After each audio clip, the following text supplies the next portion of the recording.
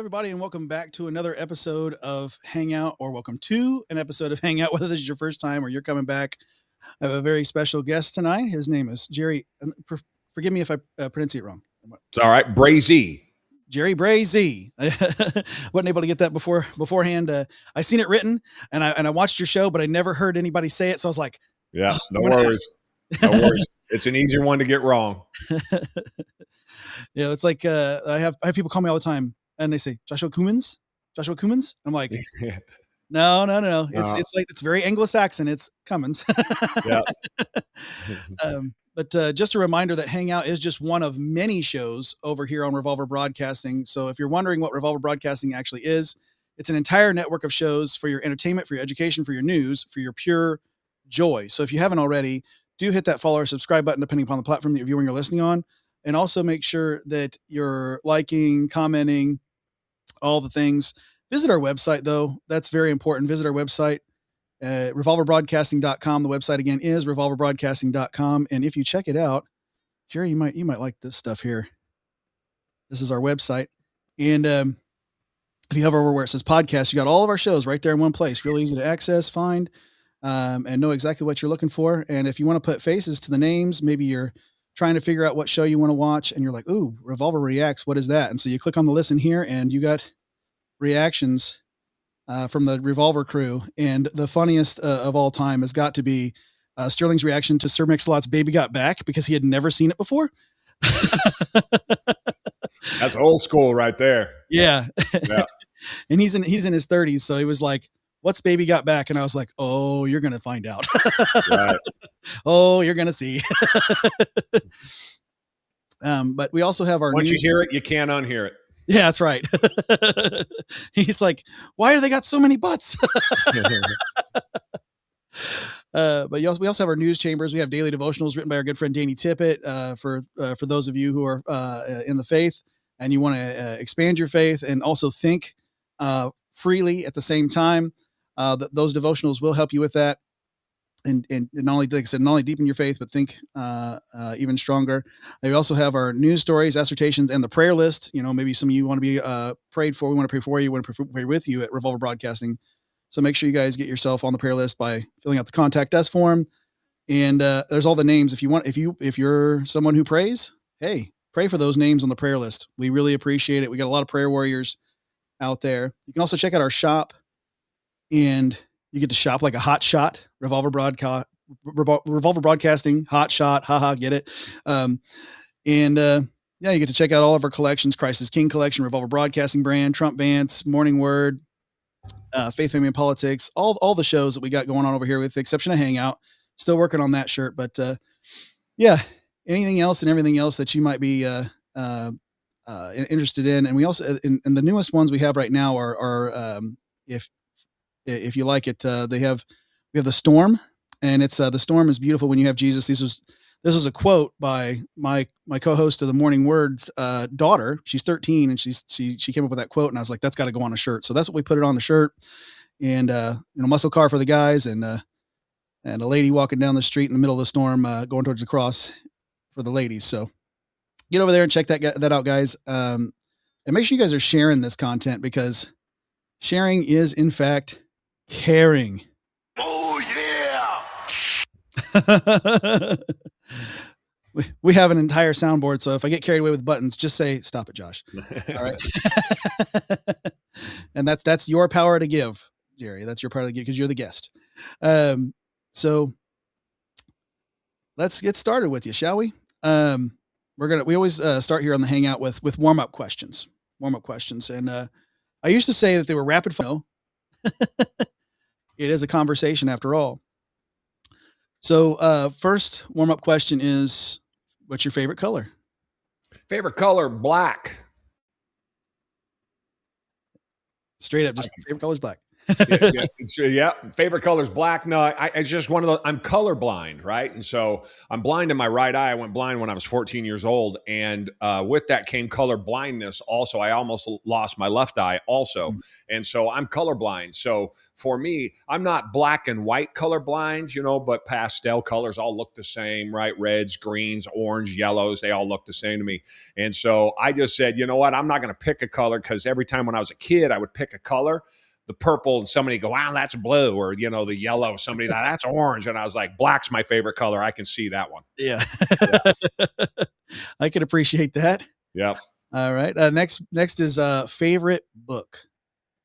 Favorite book. So I'm an entrepreneur by background, and I, having come from where I come from, I have largely only read books that I could learn something from, mostly biographies, autobiographies, things of that nature. And so as an entrepreneur, one of the most informational and inspirational books that I have ever read is a book called The Great Bridge, or The Bridge, and building the bridge across the river in New York City during the 1800s.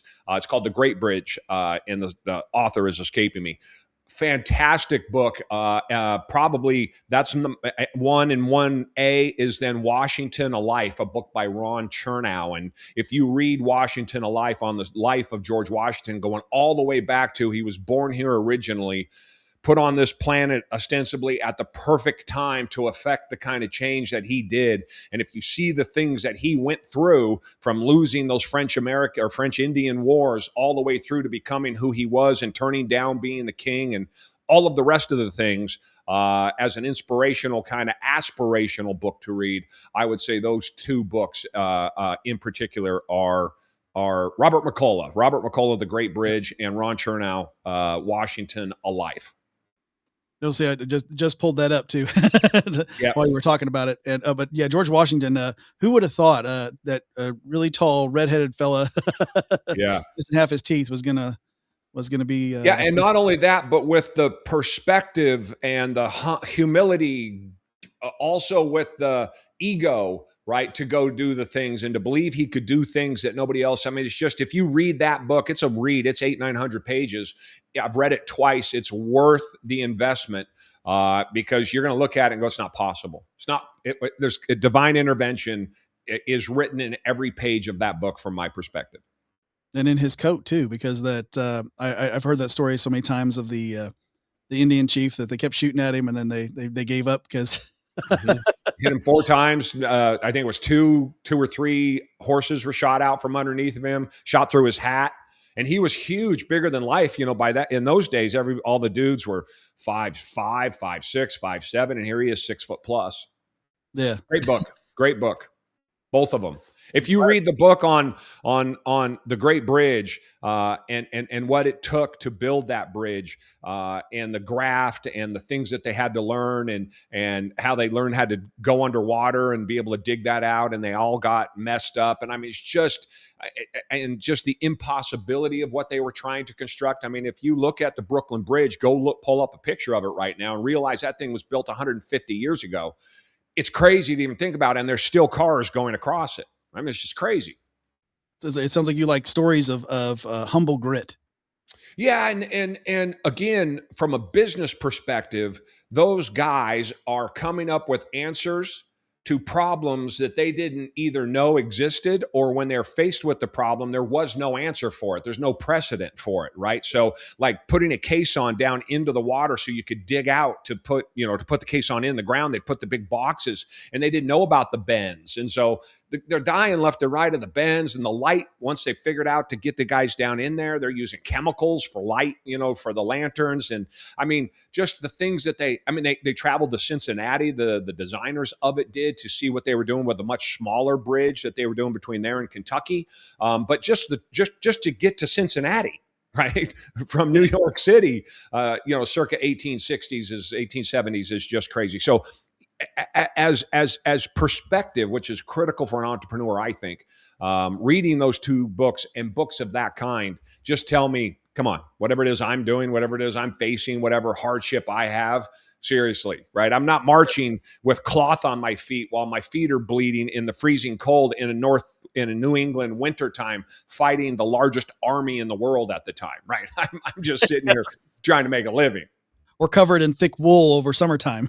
Yeah, that's exactly right. Yes. I mean, across the board. Yeah. I mean, you could even you could extend that just to, I'm a big baseball fan, to baseball players, 100 years ago. It's like, I mean, the guys today, shut up for the love of God, to your point about wool and heavy and traveling on buses and no air conditioning. And come on, working all winter long to make a living so they could go play professional baseball, that sort of thing. Yeah. Perspective is king. That's right. And then final warm-up question, favorite movie? I'm sorry? Favorite movie? Well, that's a tough one, but I'm going to go with Highlander. I don't know if anybody knows what Highlander is, but there was a show in the 90s that was really pretty popular. I saw that movie in, I believe it came out in 1985 because I was 16 years old, somewhere in that time frame, and I saw it in the theater, and I just thought that's about the greatest movie I had ever seen, aside from Star Wars. Again, that's why I said I'm gonna pick Highlander. But I was 8 years old when Star Wars came out in 1977, and I was a poor kid from the streets. But seeing something like that, I remember it like it was. I can smell the popcorn from sitting on the floor. In those days, they would fill the theater up, and then we would all line. They'd sell all the seats on the floor, and you would sit on the floor going up the middle. And so there'd be people next to you sitting on the floor. There'd be a ton of people down front. The line would stretch around the theater, waiting for the next movie to get in. It was unlike anything you can imagine. So if I had to say that, I'd probably say that first two Star Wars movies. But as an adult, if you will, I was 16 years old, I'm going to pick Highlander. Yeah, well, there can be only one. Yeah. There can be only one. And don't get me started that my kids know. My wife is like, oh, for God's sake, Highlander's on again. That means you're going to hear me, I've seen it 30 times. My cousin and I were obsessed with that when we were young. So it's fantastic. I love that movie. They're remaking it with the guy that played Superman. Oh, really? Yeah, he's going to be Connor McLeod. And the Kurgan is Dave Bautista. They're making it right now. Wow. Yeah, so that'll be wild. Hopefully it's good. They keep remaking movies and they just kind of, yeah. The guy that I don't remember his name, who played Superman so well, the last couple of 3-4 movies. Anyway, he is really heavy into video games and comic books and the lore, and so I'm feeling pretty good that we're going to get a Henry Cavill. That's it. Henry Cavill. Yeah, his name escaped me. I think I'm feeling pretty good that we're going to get a good recreation here because he's crazy about lore and getting it right. He quit The Witcher, which was I'd never watched it, but he did the first season and the second season. He's like, I got to go because it was too woke and it got off subject and all the rest of that. And he's like, I'm not doing it. Yeah, he wanted to focus on the story and be as accurate as possible. Correct. Yeah. Right. I think that's what they get wrong in so many of these movies that they keep putting out. If it's already got a fan base that's already built up, and they should stick to the story. Yeah, I mean, how hard can that be? Yeah. Lord of the Rings, Game of Thrones, all of these things. Yeah, it's already written. Just put it on screen. Right. We want Star Wars. Yeah. Yeah. Right. They started off great. Right. So now we're gonna go back. We're gonna see Eddie there in the live chat. He's familiar with this because he was my last guest. We're gonna go back. We're gonna go back. It's back as far as we can to baby Jerry, right out fresh out of the womb, and you got Jerry coming up. What was it like growing up as Jerry? Yeah, I say about my childhood that I am who I am in spite of where I come from or despite where I come from, and also because of where I come from. So for me, as I tell you these stories, you're going to hear some pretty crazy, outlandish things about my childhood. But again, I would not be sitting here if I had not gone through those things. I know that 100%. And I also know at the start that I'm not a victim. And I've never been a victim, and I've never thought of myself as a victim. It took me some years to get rid of all of the victims around me so that I could have a clear head about these things. But I think as I tell stories about my childhood, I remember it all of these stories. I remember all of these experiences, both with, I wish I didn't go through it, but also a fondness because they made me who I am today, and helped me do all of the things that I've gone on to do, and also helped me survive a lot of the mistakes I've made, which we'll get into, 7-figure mistakes on more than one occasion, costing me millions of dollars, and help me come back from that. So I'm child number 7 of 9. My parents had 6 kids when they were 23 years old. My mother brought home a brand new infant that she took the bus to the hospital to have because my dad was gone. And when she got back from the hospital with the baby, she has an infant and a 1, 2, 3, 4, 5-year-old. 6 kids. Where's the camera? There it is. 6 kids, if you can believe that. And so no, washing machine, right? No air conditioning, tiny little house. She has this full family. And then 7 years later, I came along on accident, and they didn't want me to be be an only child because there were so many years in between. So I have a little brother and a little sister. And so abject poverty is probably the best way to describe it. I mean, again, I had 5 sisters total, and I had 4 brothers, and 2 of the brothers and 4 of the sisters were, again, the next one next to me was 7 years. So they're 7, 8, 9, 10, 11, and 12 years older than me. And so when you're poor, the food doesn't necessarily come around to you like it would otherwise when you have all of those mouths to feed. And money was not that prevalent. My mother could make $50 go further than any human I ever saw, even back in the 70s. We ate the same sort of foods almost every day. She'd buy potatoes by the 100 pounds. We would get government subsidies. In those days, you had to go pick it up, right? It wasn't a nice, handy little credit card. She'd put us in the car, and off we would go to the federal warehouse, and they'd have your name, and they'd give you a box. And my mother had all these kids, so there'd be multiple boxes, and we would help her carry it out. And it would have beef that would come in 5-pound deals, and it was in white. Everything was in white lettering with the word on it, beef in black letters, and cheese and whatever it was. And so that's, how I grew up eating, was hamburger gravy that she would make because it was cheap. You put to work all of the grease. You could put to work all of the hamburger. You could put to work all of the potatoes, and the kids would have a pretty good meal. I never had milk until I got my first job as an 11-year-old. I never had non-powdered milk, I should say. I only ate powdered milk. First time I ever had non-powdered milk, I got my first job as an 11-year-old. I paid taxes working in a restaurant that I wasn't related to at all. The owner brought me on. And so since 1980, I have paid taxes and have never not had a job since. And so my little brother and I, who's 22 much younger than I, we kind of grew up together. Lord of the Flies, kind of an origination. We learned how to steal food to eat as children. I grew up, if there is a better caricature of a Gen X kid, that would be me and my little brother. Leave in the morning when there's no school and do not come back. And if you come back, there's a beating or there's work to be done or whatever it might be. And so the world was our oyster. When I was 6, 7 years old, I would take TriMet, I grew up in Portland, Oregon. And my brother and I would not think twice because we had a transfer because we went to school on the other side of town. And so we knew how to take the bus. So he'd be 5, I'd be 7. We'd transfer through downtown, heroin addicts, the whole 9 yards. We were there all of the time. And so if we wanted to go do something, we weren't relegated to just our neighborhood because we were independent enough. I know it's unimaginable for anybody listening today that this is reality, but that is the reality that I grew up in Portland, Oregon, going out and just kind of doing whatever it is that we wanted to. And so life was difficult. Christmas time we would get a pair of new pajamas for the year and a box of sugar cereal that was wrapped. And saying that, though, Christmas is so important. I can't stress Christmas enough because we would lay down with the circular from Toys R Us that would come in the newspaper, my brother and I, and we'd mark all the things that we wanted. And you know what, Joshua? Not one time, I've told the story 100 times, not one time do I ever remember going, oh, it's Christmas Day and I didn't get anything in that circular.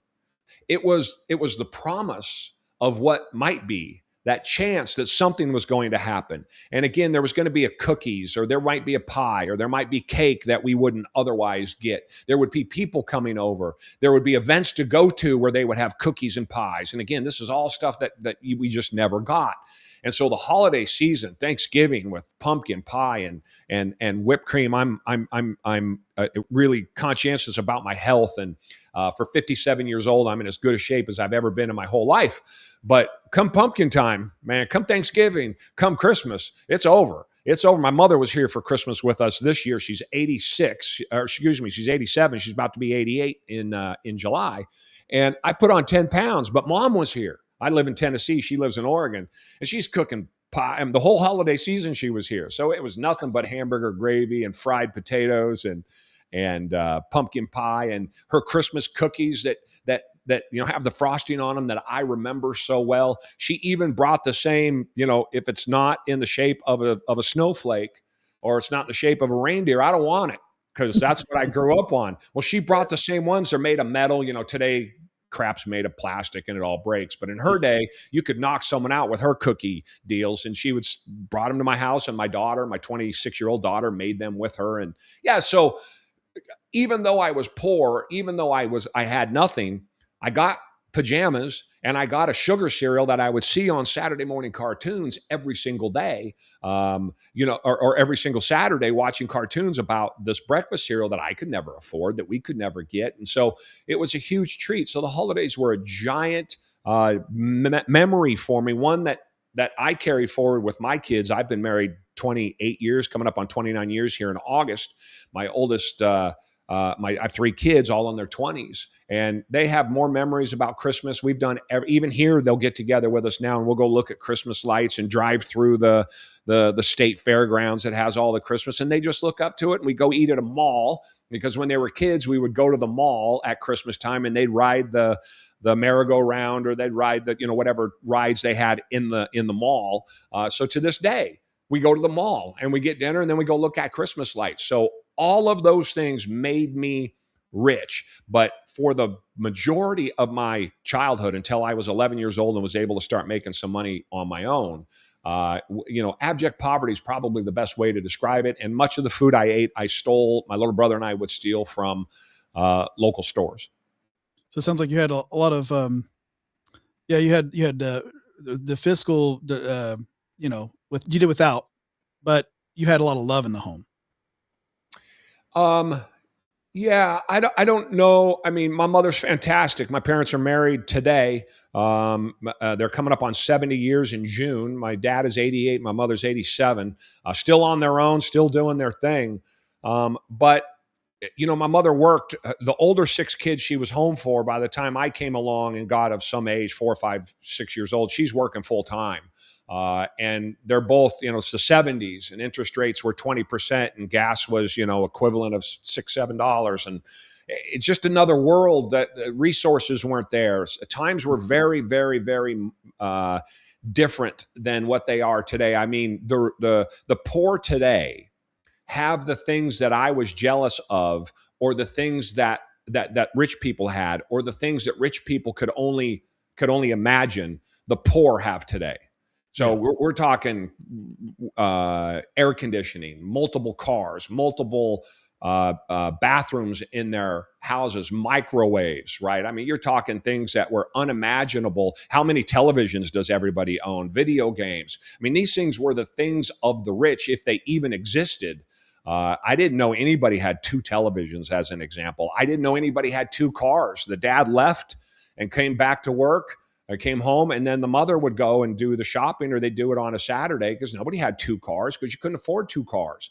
So it was just a really different world. I think the stat is something like 90% of the world lived in what would be defined as poverty today. And today it's about 10%.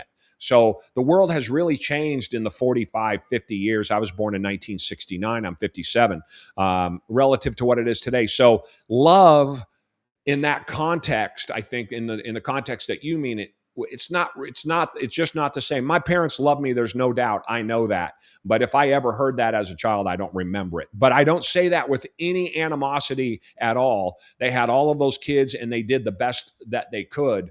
It was just a tough time. Yeah, I think love is for that generation specifically, much like, I mean, if you're, I don't know if you're a man of faith or not, but love is an action, right? Yeah. Like Jesus taught that love is an action. I think that generation really stuck to that love is an action. You don't really have to say it because you're doing it. Yeah, if you appreciate, particularly as an adult, and I love to talk about the Christianity side of this during our conversation. I'm intrigued by that part when I was doing my research on you. Um, I think that I have an appreciation for how difficult the world was in those days relative to even the world that I grew up in. And my children, I made a point that I wasn't going to have kids. I didn't have kids till I was 28 years old because I was going to have them because my childhood was what it was. And I didn't want to recreate that. Turns out I met my wife. Again, we've been married now coming up on 30 years. And the reality is that she was perfect for me and I was perfect for her. And our kids have been fantastic. But I didn't take, the approach that I didn't have, if I didn't have it, you don't need it. I didn't take that approach, which a lot of people take, right? I didn't have it when I was a kid, so why do you need to go to college?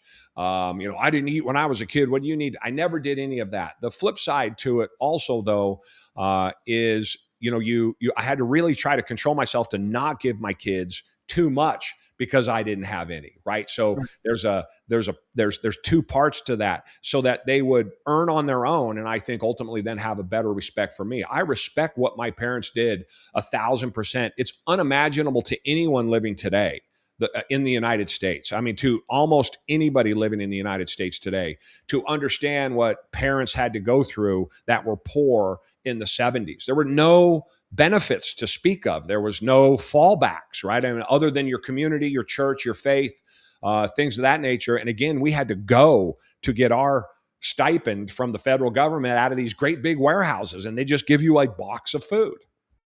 Yeah. And I can relate to it in as far as what you're talking about there, because with my mother, she grew up, she was born in '67, so a lot of the same like age, yeah. she was on a farm, but they had it was my grandmother was a single mother, and she's youngest of four, and no air conditioning, no heating, none of that stuff. It was freeze in the winter, sweat it out in the summer, hope. I remember the biggest story my mom told me coming up was, cause talk about video games. It's like, so she always wanted this thing called a blip game. Mm-hmm. And I think for most of the younger kids, they call it Pong. And she wanted that game so badly. And my grandmother had saved up and got her that blip game. And that was the thing that she loved, that and her Grover doll. She got a Grover doll and she loved those things. She still has her Grover. Yes. We all have stories, I think, like your mother's.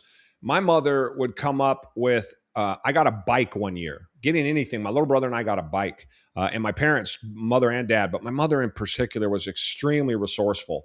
And they were used bikes that they had bought from somebody at our school, unfortunately. And so that kid started giving me a bad time about I was getting a used bike for Christmas. I didn't have any idea what he was talking about. But what he didn't realize is I didn't care, because I got a bike at Christmas, right? And I was a super used bike, but my little brother and I both got one, a bike. Didn't have to be brand new. I remember that very well. But more importantly, my sister died when I was 13, and my next oldest sister, who was the one that took care of me, died on the eve of her 21st birthday. She got a thing called idiopathic cardiomyopathy. It ate the lining in her heart in 8 months. She had just gotten married a year before, and she died on the eve, December 11th, the eve. Her birthday was December 12th, playing a board game at my sister's house, and her heart exploded in her chest.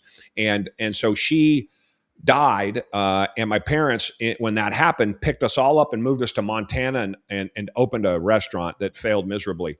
And so we are stuck in Montana in the wintertime at Christmas. We can't get home. We can't go anywhere. The restaurant had failed. We're in the house. We're getting what little we could from unemployment. things of that nature. It's my little brother, it's me, my little brother, my little sister, my mom, and my dad. So nothing. I mean, we just literally have nothing. I'm playing pool to get a little bit of money here and there in the local bars at 14 years old.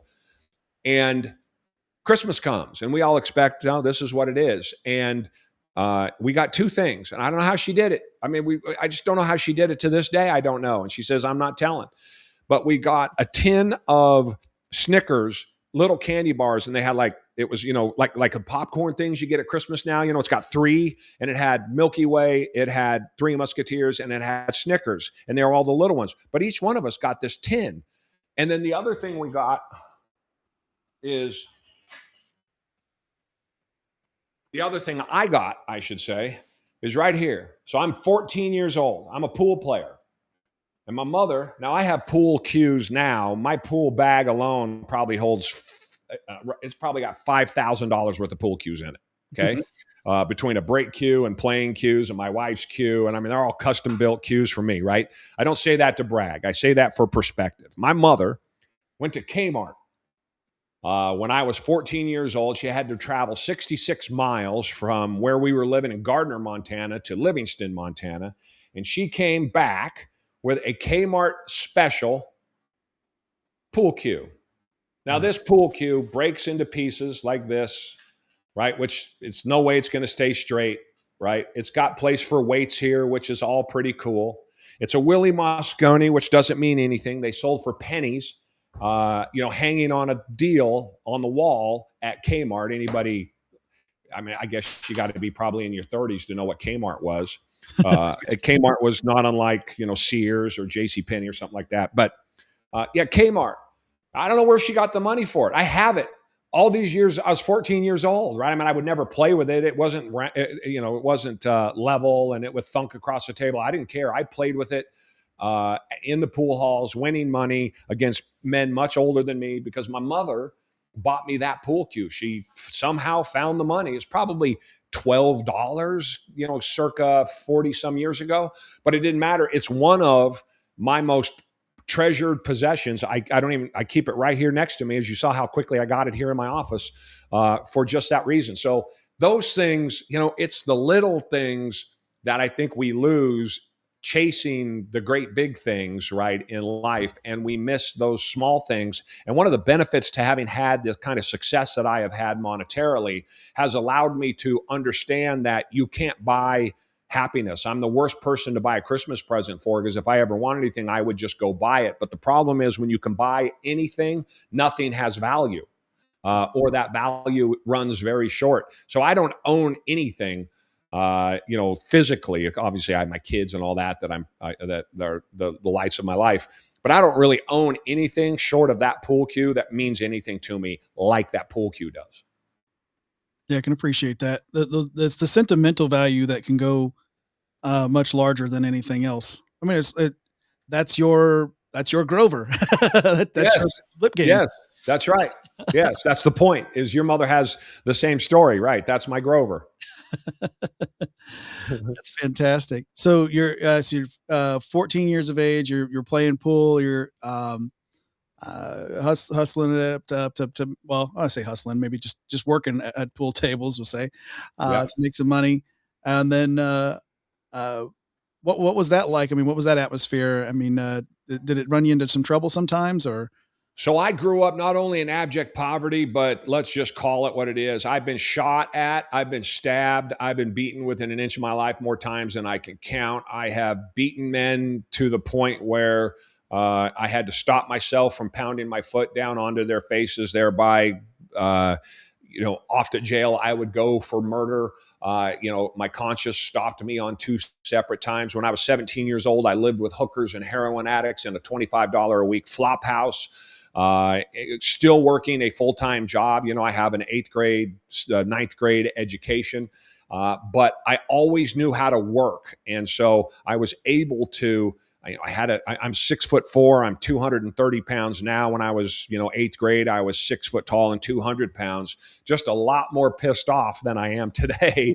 And so, it's not a brag for me to say, I probably 100 plus fights, but in my day, We didn't shoot at each other. We didn't, those kind of things didn't happen I sound like an old man, but at the same time, we weren't victims either. So a victim in the classic sense, there was no, how the NBA today, I used to be such an NBA fan and they've ruined it for me, but they all get up in each other's faces and nobody does anything. Well, so I see these videos on social media where another guy will get in the face of another guy without his hands up. And I go to my kids and my wife, I'm like, these guys are nuts today. Because if you had that look on your face when I was a kid, I have to punch you because I have to assume you're going to punch me, right? That was just the rule. We would be walking in school. I went to this inner city school, very violent. I saw one murder right in front of me. Another one happened while I was in class. But, two kids are coming together and you wouldn't know what it was over. And they just start throwing punches. But here's the thing. They go on for a minute. It looked like it was about over. The kids would get in the middle of it, break everybody else. And the two guys would keep walking the way they were going. And that was it. The teachers would come out and scream at everybody to get back in class and, okay, it's over and go about your way. There wasn't this big deal about it. So to say that as a Gen Xer that lived in the inner city and grew up rough, I was in 100 fights. There's a lot of us out here that just, fist fights after school over the dumbest things possible were regular. And sometimes your nose is bleeding and the teeth got chipped. And sometimes you were doing the chipping and the nose bleeding. But the reality is in a fight like that, street fights, nobody ever wins. Everybody always comes out, somehow degraded. People get their shots in. As I got older, it became more life and death, more leave me alone. This is not going to end well for either one of us because, I'm as crazy as you and I'm living on the street same as you are and you're going to die or I'm going to. And so the stakes changed and the rules changed. But up until I was probably 14 or 15, that was kind of the rules that you live by. So fights were a regular thing for us younger guys, something that, anybody probably in their 40s and below, or us older guys in their 40s and below can't imagine because they've made everything such a, I don't know what the word, triggering event, right? Everything's such, I saw a hit in school 20 feet in front of me. A Asian dude was dealing in an area that was controlled by the Crips and they came in, two of them in between in the quad and they brush him. That means the guy in the front walks in front of him and turns him. And the other dude who he has his back to me, claps him twice with a 22 and they just kept walking. And I remember he crumpled, right? Just not the first person I ever saw die, but this one just, it's nothing like the movies. It's just the body, the human being is there 1 second and the next second there's no human being. So the body just goes like you would expect. And he leaned forward and, again, he just goes straight down and then kind of forward and to the right. And he got hit twice. Clearly I heard both shots. But one just sat there and as his heart bled out, it just went. And then it probably did it 5 or 6 times. And by the time it got to the 6th one, it was just. And then that's it. So what do? Now, I'm a street kid. I know what has to happen. I'm leaving. I didn't see anything. You got to go, right? If the cops are coming, you got to go. They put tape around it and everybody went back to school. So you couldn't go out in the quad, right? Because they had a murder in the quad, but everybody went back to school. This is circa 1984. So it's just a really different world than it is today. Again, and you'll hear me say this multiple times over the course of this podcast, my world, though, lent itself to the sacrifice and the risk, the exhaustion, the mental, physical, the emotional, the spiritual toll that being an entrepreneur can have on you when you're trying to climb out of where I come from and find some sort of success. So these stories that I tell, I always worry they sound like I'm bragging. I don't mean that to be the case. I'm trying to tell the story in a way that gives some context to what I've achieved, because so often I have a car collection and I've had a huge car collection over the years. And so I drive these cars and I'm somewhat reluctant to do them, but I do love cars. And inevitably the guy will ask me, hey, it's always men and younger men. What do you do for a living? Yeah. And I don't tell him what I do for a living. I tell him I used to work at McDonald's when I was homeless at 16 years old.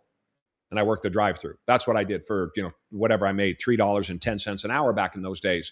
And that's what I did for a living while I was living on the street. So I tell them that story. And from that, with zero education, with no advantages, with no money, with nothing but street smarts and a hard work ethic that was second to none, a little bit of common sense, I was able to turn it into then ultimately what I went on to do. Because it's easy to see all of the big house or the cars or the trips or the whatever it is. It's hard to see the pain and the anguish and it's Friday night and I have a $200,000 payroll due on Monday and I have no money in the bank. Now, if you want to talk stress, if you want to talk a tough reality, that's it right there. How in the world did I learn to be able to navigate that and keep my head about me and figure out options? And how do I push it till Wednesday when maybe I'm going to collect some more money, things of that nature? Well, I had a really good training ground and it was called my childhood. Wow. And so you just kept your nose to the grindstone sounds like you said from 11 on. Yeah. Yeah. And, yeah. So I'm going to assume that, after 11 years old and working in you said the restaurant, right? So there was probably plenty other little jobs in between there and 14. Oh yes. Yeah. I mean, I kept moving. Once I figured out how the game is played, the first meal I ever ate from a restaurant is the one I got working as an 11-year-old, and they let me pick whatever I wanted off the menu. Now, Joshua, I cannot impress upon you or anyone listening what a big deal this was in my life as an 11-year-old. I remember it like it was yesterday. I got a club sandwich. Forever, my youngest son, Max, whenever we would go to a restaurant, from the time he was old enough until he was probably a teenager, he always ordered the club sandwich because that's what Dad ate. Because this story was imprinted on him the same way it was imprinted on me. And anyone who knows me and my kids and my wife, that I'll tell you, it's, what's Jerry's first meal? Everyone knows it's the club sandwich, because in the picture, you have the club sandwich, which looks huge, right? Remember, I've been sharing or had my food stolen my entire life. And then on top of it is all those French fries. And I'm going to tell you, I got it. I remember very clearly, I was sitting at a table in the corner, back in the back of the restaurant for employees, but I'm sitting in the far corner with my arm over the plate. Because in my world, my brothers are going to come get it. My sisters are going to come get my food. I'm still just 11 years old. And so I sat there and protected that food like somebody was going to come get it. Oh, I can more food than I probably ever ate at one sitting in my life up to that point. I don't know that for sure, but I'm sure it was close. And I earned it. And so what that did for me is that put together food and work in my head as an 11-year-old. So now food and work are the same things. And my whole life, I always said to my kids, I have 3 kids, they missed 4 days of school from 3 years old until they graduated from high school, between the 3 of them, 4 days. Because I always said, are you so sick that if you don't go to school, you're not going to be able to eat tomorrow? Right? That you're all right with not eating tomorrow. How sick are you? Because I gauged my entire existence on how sick was I? How tired am I? Or going to work equaled eating food. Those two things were synonymous. So when I was on the street, living in that with the hookers, I still went to work because I got to eat, right? So the fact that I was on the street didn't change that work ethic one bit. The fact that I was surrounded by other people who were down on life, right, because they were dealt a bad deck of cards, I was able to avoid all of that because I was like, that's terrible. I never thought to myself, y'all ought to just go get a job. I never thought that. I just said, well, that's bad for you, but I'm going to go to work because I got to eat. Yeah. It wasn't, oh, I have to go to work. It was, I got to go to work because I got to eat. Like, I'm going to stop talking so I can take a breath. It was just the same thing. They were absolutely synonymous. It still is today to some extent. Wow. And so you're out in Montana at age 14. You play the pool. And then what's the next thing that you move into from playing pool? So we got back. My parents moved us back again, 15 years old. I went to school for a while, and then that was the end of that. And again, then started the journey. But again, the work part of it plays a significant role. When I was so my sister died on her 21st birthday, the eve of her 21st birthday, December 11th, 1982. I was 13 years old, about to turn 14 in 83. I think I have those years right. 6 months later, out of nowhere, and I love sports, playing sports, watching sports. anything I could do arguing about sports in particular for poor people like I was, is a great escape, right? I think that's why sports, for good and for bad, Yeah. I think that's why sports are so popular, because they'll get you out of your grind. They attach you to a team, which gives you a tribe to follow. And then it gives you some sort of status because you can argue about it, because you think that you mistakenly think that LeBron James was a better basketball player than Michael Jordan. Right. But at least then you've got stats and you can argue about things, as opposed to work on the line, at the local auto detail or whatever it happens to be. And I don't say that I'm not putting any work down. All work is good, honest work. I'm just giving some perspective. We all go to the factory, but we can go argue about Michael Jordan. We can argue about Babe Ruth or Ty Cobb.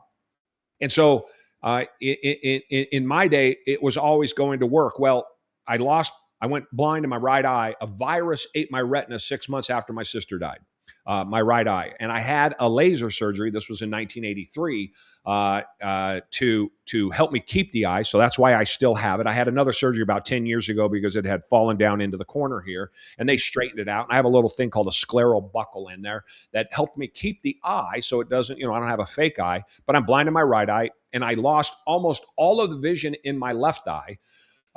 Save for 2245 is what my 250 is what my vision. That's gotten a little bit worse over the years, but still manageable. But I can fix it with a contact. In those days, glasses, hard contacts at the time, I couldn't afford those, but contacts have gotten so much better today. Now mine has a bifocal in it because my eyes have gotten bad, which I can't even understand that, but I can read without glasses.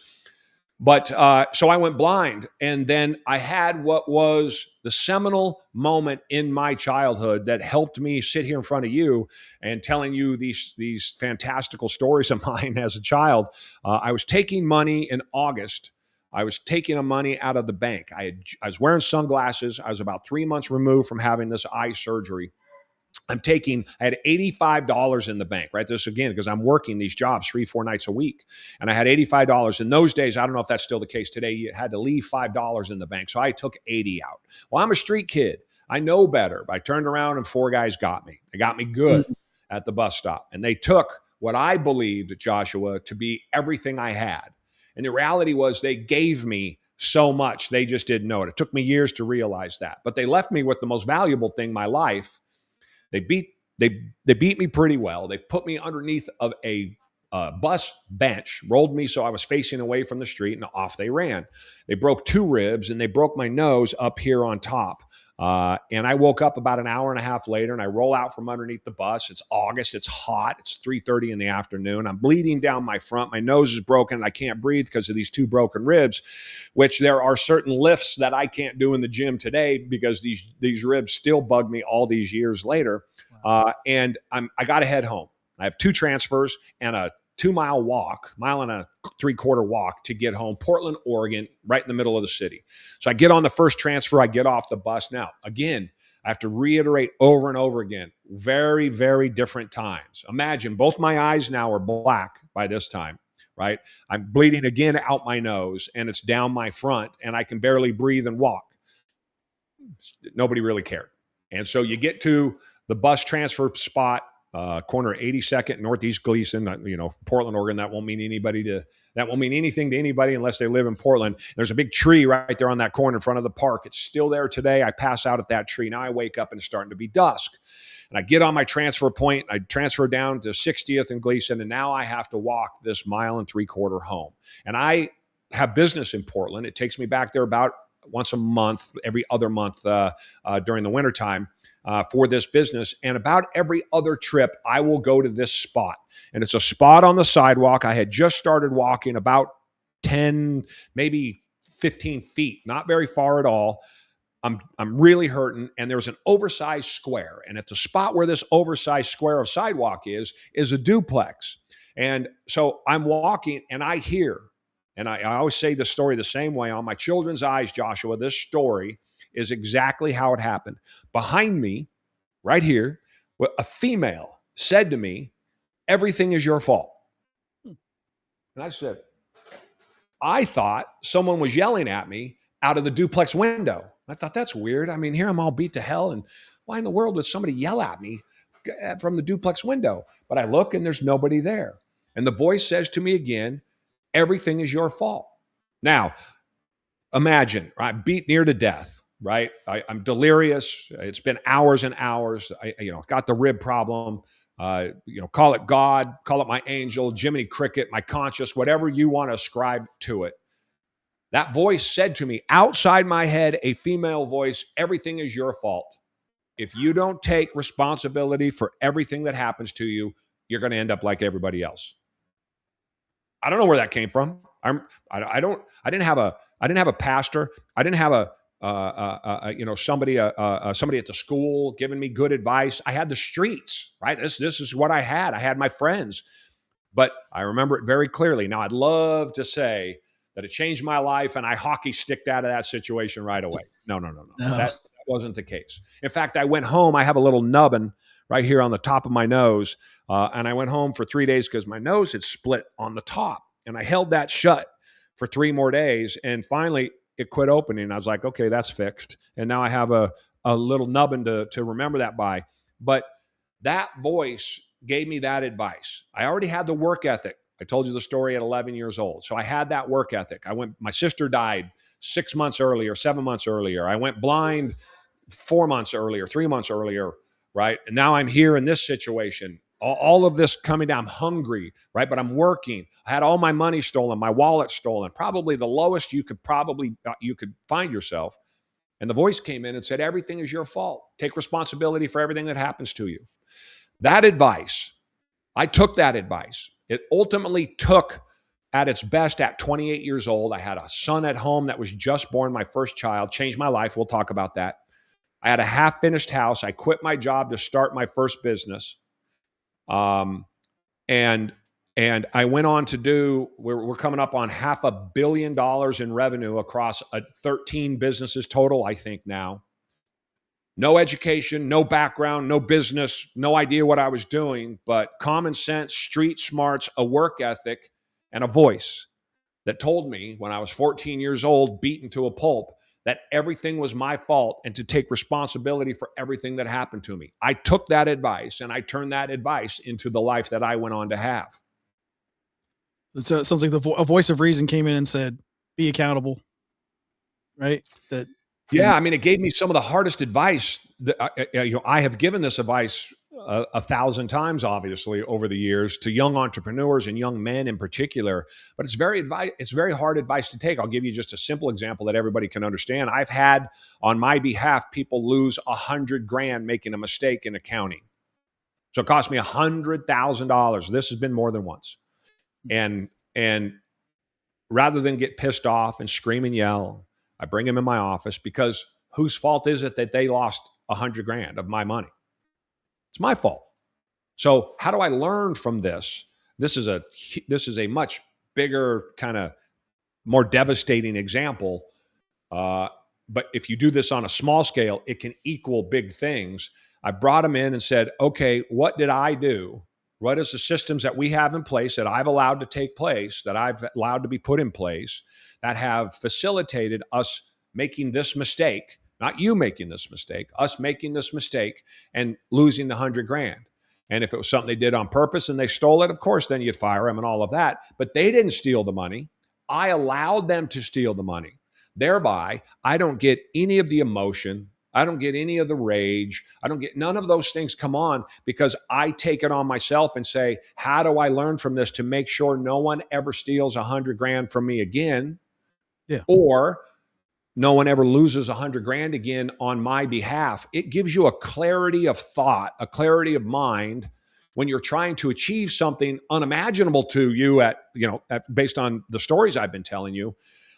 It really was a superpower for me that gave me a leg up on everybody, all of my contemporaries, all of the people I grew up with, everybody. I had a leg up only because I took responsibility for everything that happened to me. And if you go tell a poor kid today, I mean, I don't know how many, there's certainly kids that grow up like I did, but they're few and far between, relatively speaking. But still, you go ask poor people today, hell, you go ask rich people today, or the middle class today, kids that don't have problems going to college or any of those things that I never had. And you ask them whose fault it is, anything that happens to them, everybody's quick to point.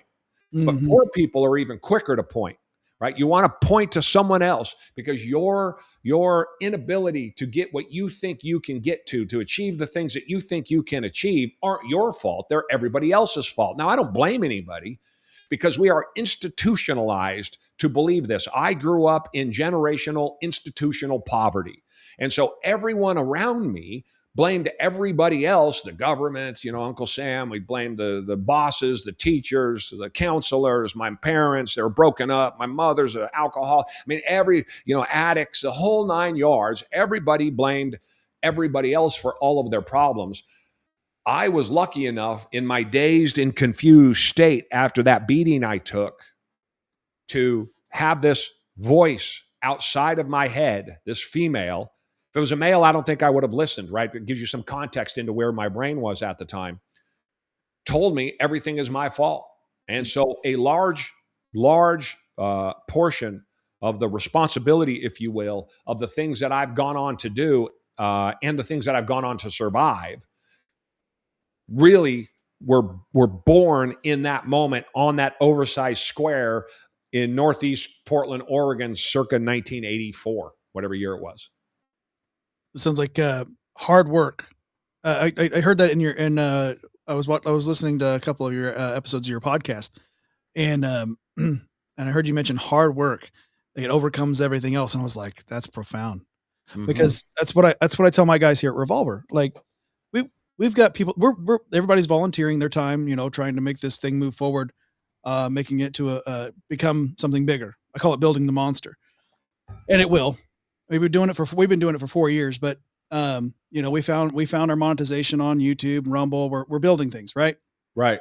But the hard work, that's where it's at. And when you said that, I was like, yep, he is absolutely 100% right about that, because we didn't find our viewership without hard work. We didn't find the monetization without hard work. We didn't find, all the things. We didn't find out how to fail, honestly, without hard work. Like everything has to come from that ethic. And I tell you, when we got into broadcasting, I knew like 4 things. Yeah. And but you learn because you fail but you work harder and harder and harder than anybody else. And I've had so many people say, you've been doing this for 4 years and you know all this stuff. It's like, yeah, know how to produce and know how to, all this, all the things on that side of the camera, this side of the camera, how to be a grip, how to bring in, I don't know all the technical terms, but I can tell you what to do and where to go. Even on a big set, and people are always wowed by that. And it's just like what you said, hard work. You put in the time, you put in the work, and it takes care of all the things that you were absent. Yeah. I would not want to compete against me. And that's what I encourage everybody to want to be. They say popular culture, the internet, influencers, people worth hundreds of millions of dollars who crawled out of nowhere many times themselves, but then they get a certain status and they become this influencer. And then they start talking like this too, which is you need to find me time. You need time for yourself. You need to break away if you're starting a company and make sure you hang up the phone at 5 o'clock, right? You need to make sure that you go and find time, self-help and self-care. That's fine. You're free to buy into that. You absolutely can. But you got to understand that there are animals like me, circa 30 even years ago, today, that are trying to create something, and that while you're at home sucking your thumb, they're banging the drum. I had a customer that called me right after I started my first business, and she called me. I was her third call on a Saturday afternoon. It was in the delivery business. It had nothing to do with what she did for a living using delivery. She needed something done for herself. Saturday afternoon, I had just started my company a year and a half earlier. She called me. I was her third call because the established guys were the ones that got the call first. But guess what, Joshua? They didn't answer the phone. But old Hungry Jerry, he answered the phone, right? Because my phone's ringing. It's a customer. Yeah. Right? Why are they calling? Hello. That customer, I took care of whatever it is that she needed. And that customer spent about $1 million with me. She spends about 350, 400 grand a year with me now, but she spent $1 million a year, give or take, for the next 25 years.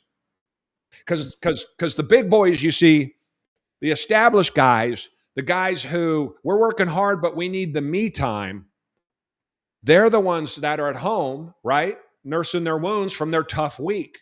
And I'm sitting here sucking everything I can find, sucking it up, learning how to do it, pushing whatever it took to make it happen, taking the phone call when I'm at dinner, taking the phone call, driving in the middle of the night. I had a large competitor go out of business in 2004. I added 52 employees in the 30 days following them going bankrupt. They shut their doors. And I sent people to all four corners of Oregon, Washington, and Idaho. We picked up about $2.5 million a year on an annualized basis that month by customers that I did work for without a contract because they had stuff that needed to be moved. I worked 8 straight days on a 45-minute nap on the third day. My management group, who's mostly still together all these years later, went home and slept for 5 hours and came back, and we did that for a month, right? Every other courier had that opportunity. I was the biggest one for years and years and years. We were doing tens of millions of dollars a year in revenue. Now, everyone else could have done it, but Joshua, nobody else would. Yeah. Right? Nobody else could comprehend who stays up for 8 straight days. You look at Navy SEAL data, theoretically, it's not possible, but I didn't know it wasn't possible.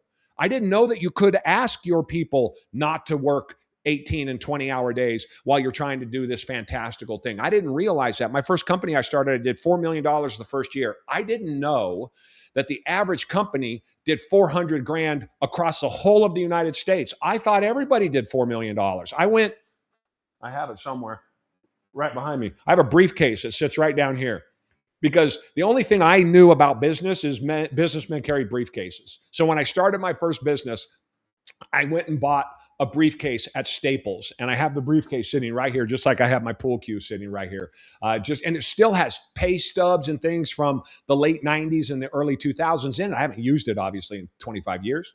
But I went and bought it because that was the extent of my knowledge of business. I'm a street kid. I bought a house when I was 20 years old. I paid $85,700 for it. It was a 12.5% interest. The only reason I bought it is because I read an article that said, if you want to grow wealth, you got to buy a house. Now, Joshua, I didn't know what a mortgage was. I didn't know what equity was. And I didn't know what an interest rate was. So I didn't know what those three things were. And I bought a house at 12.5% interest. And I just made the payment. And I had roommates come in and out. It was a 3-bedroom house, and I had roommates the entire time. And one roommate leave, and I bring in another one. I used that house 3 times. I bought that house when I was 20. Starting at 29, I started my first business at 28. At 29, I used that house 3 times over the next 10 years to finance that crazy growth I was just explaining, because I learned this little thing called cash flow to build my business out. And so that investment, not knowing what it was, but understanding that it made sense to build wealth. I didn't know that 12.5% interest was high. It wasn't high for my time, right? It's high for today. But I didn't know that that was high. I don't know if $87,500 was a good deal, but I used it to access $50,000 and $60,000 and $70,000 in equity that I needed to finance the growth of this company over the next decade to build that business out. That house, buying that house as a street kid at 20 years old, a couple of years removed from hookers and heroin addicts, is hard work. That's where that comes from. But I didn't know any better. I didn't think I got to outwork everybody. It was just I had to eat. I gotta work. I gotta push. And so this idea today that kids have, the internet's terrible for this. Social media is terrible for this. And rich multi-hundred millionaire, these a-holes that started from nothing and then they build up this huge following. Now they're all telling you to go do what you love. Do what you love is a lie. Doing what you love, if you want to find success and give yourself the best chance to find success, it's an absolute lie. I leave every podcast and I say, opportunities are everywhere. You got to go get them. we're coming up on $500 million, like I said, $1 billion. I can't imagine that number in revenue, right? And I have made and I have lost fortunes. Not $1. Not $1 in that $475 odd million. Not one of them did I earn doing something that I loved. I love my children. I love traveling.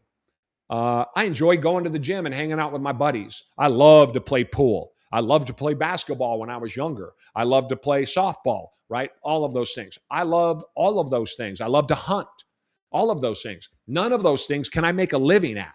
So if you asked me to find something that I can make a living at that I love, it doesn't exist. But so often, though, we go, well, I love being a florist, so I'm going to be a florist. It's like, okay, but what's the chances of you as a florist making it as a florist? And what if while your head is down and you have a certain amount of money to invest, other things that you're good at, maybe that the market is better for, maybe you're better at these other things than you are being a florist? What if those are just walking by in front of you and you miss that opportunity because you're looking at that one thing? I always say opportunities are everywhere. You have to go get them. That means that your head has to be up, because all of those millions of dollars I did came from me doing work that I could sell, hopefully at a profit, not always at a profit, but I could sell at a profit. Find things that you're good at and then sell them profitably to other people. Take that money and go do the things that you're passionate about. You will give yourself a much greater chance of success if you followed along that line of thinking. But for me, it was just, how can I make money? What can I do? I took a job as a delivery guy. To your point, I had a job as a dishwasher at 11. I then moved from the local place to International House of Pancakes because they paid me 35 cents more and I could work Saturday and Sunday.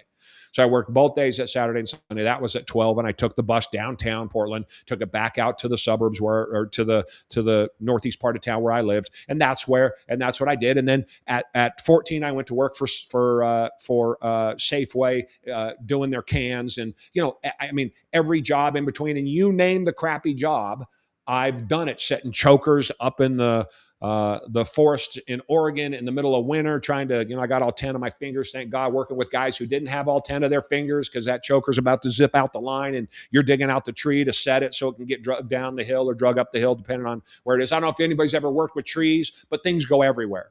You drag a tree that's been sitting on the side of a hill for a year or two or 10 or 20, and the stuff just goes everywhere. And so I did that, freezing my butt off when I was 17 years old. I imploded my ear as a 18-year-old when I got caught underneath a weight that took me about 15 feet to the bottom of the Columbia River. We were working on houseboats. And only because it took me down and sat on my chest and there was about 3 feet of silt underneath of it did I see the bubbles go in front of my goggles, because it was dark otherwise, northwest, and this was in the middle of winter.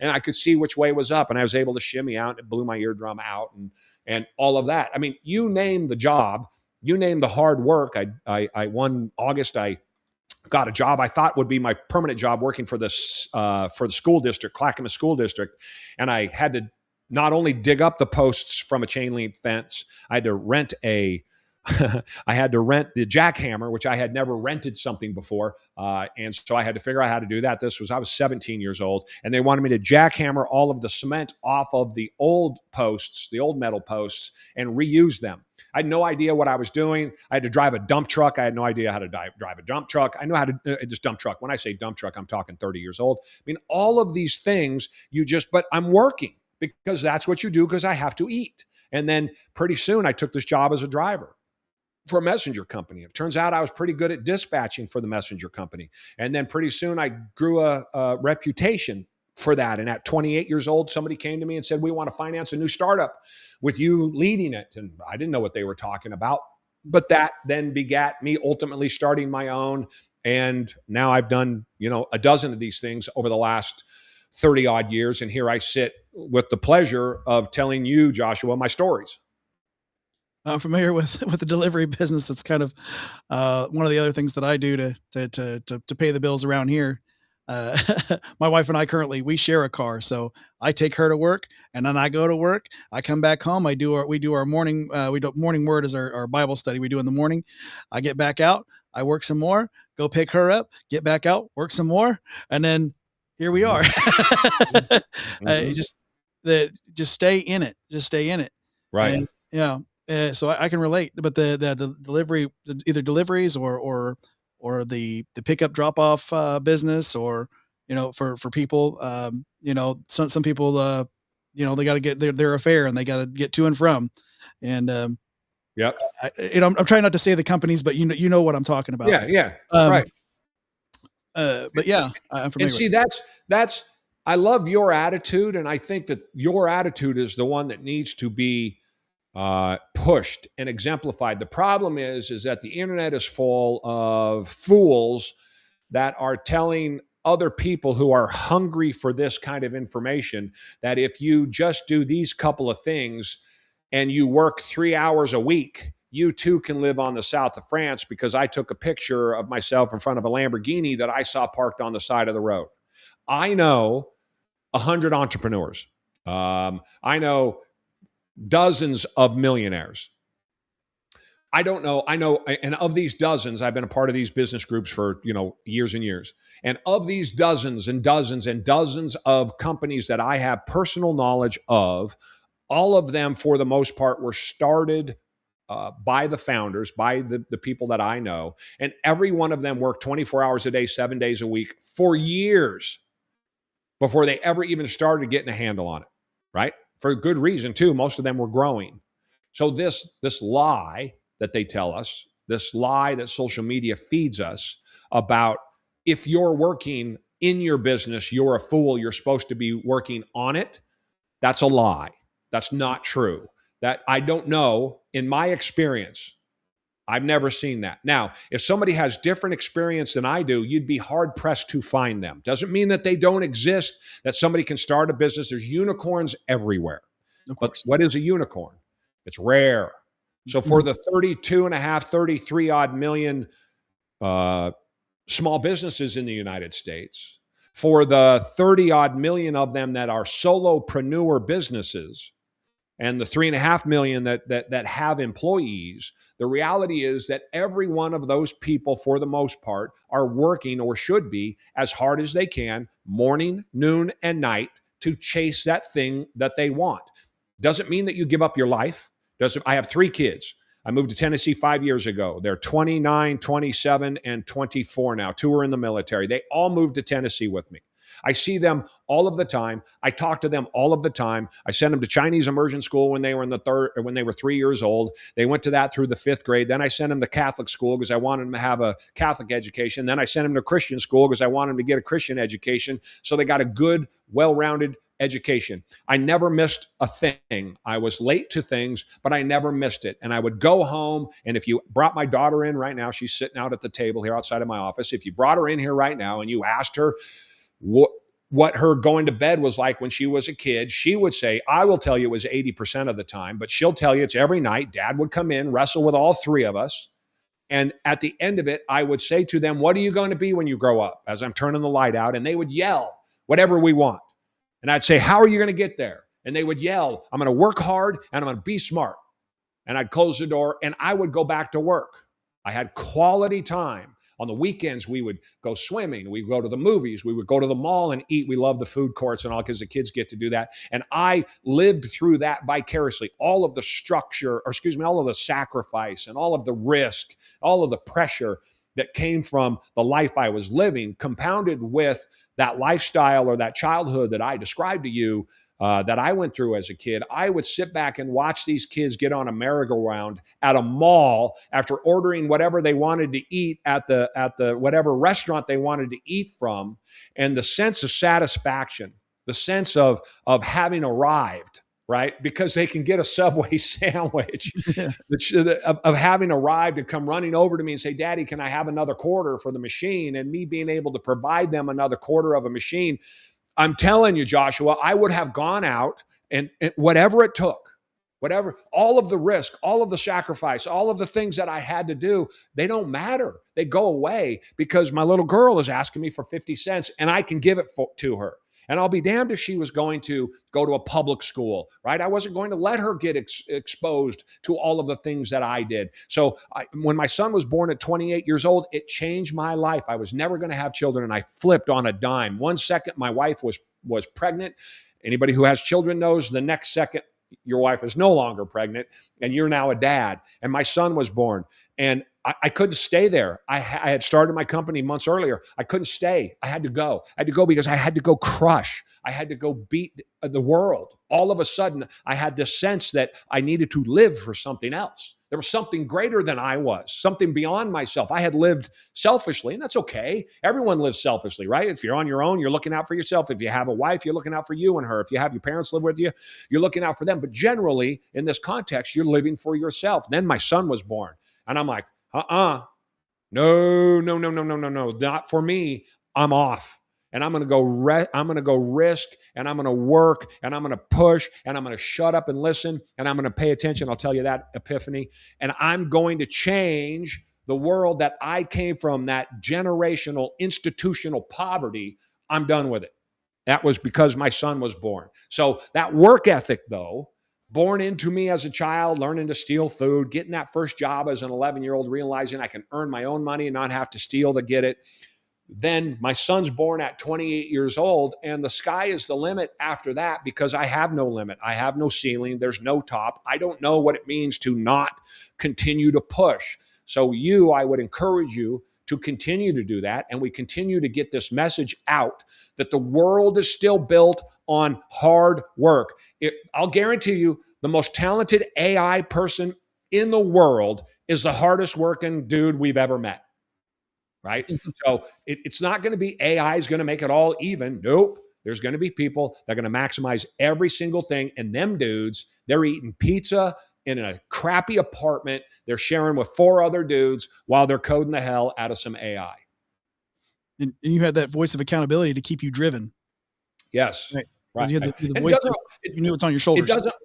It doesn't always work, right? And that's the other thing I think that social media gets wrong is, in this story, in all of my successes, are so many failures.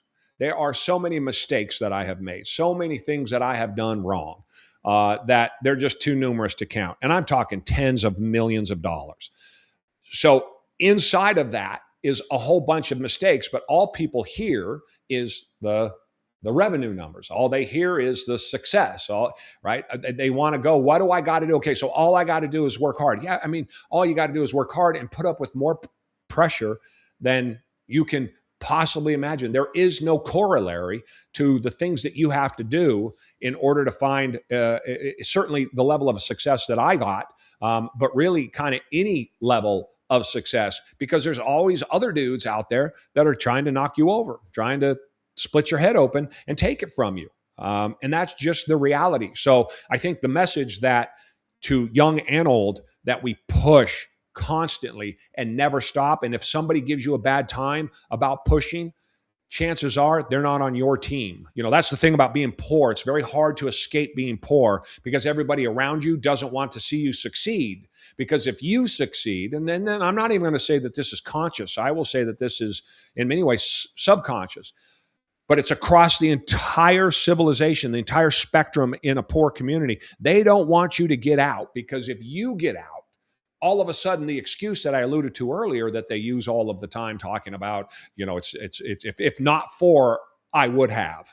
If not for all the things that the world's done to me, all of the things that the teachers didn't do for me, and all the things that my parents screwed up about me, if not for, I would have.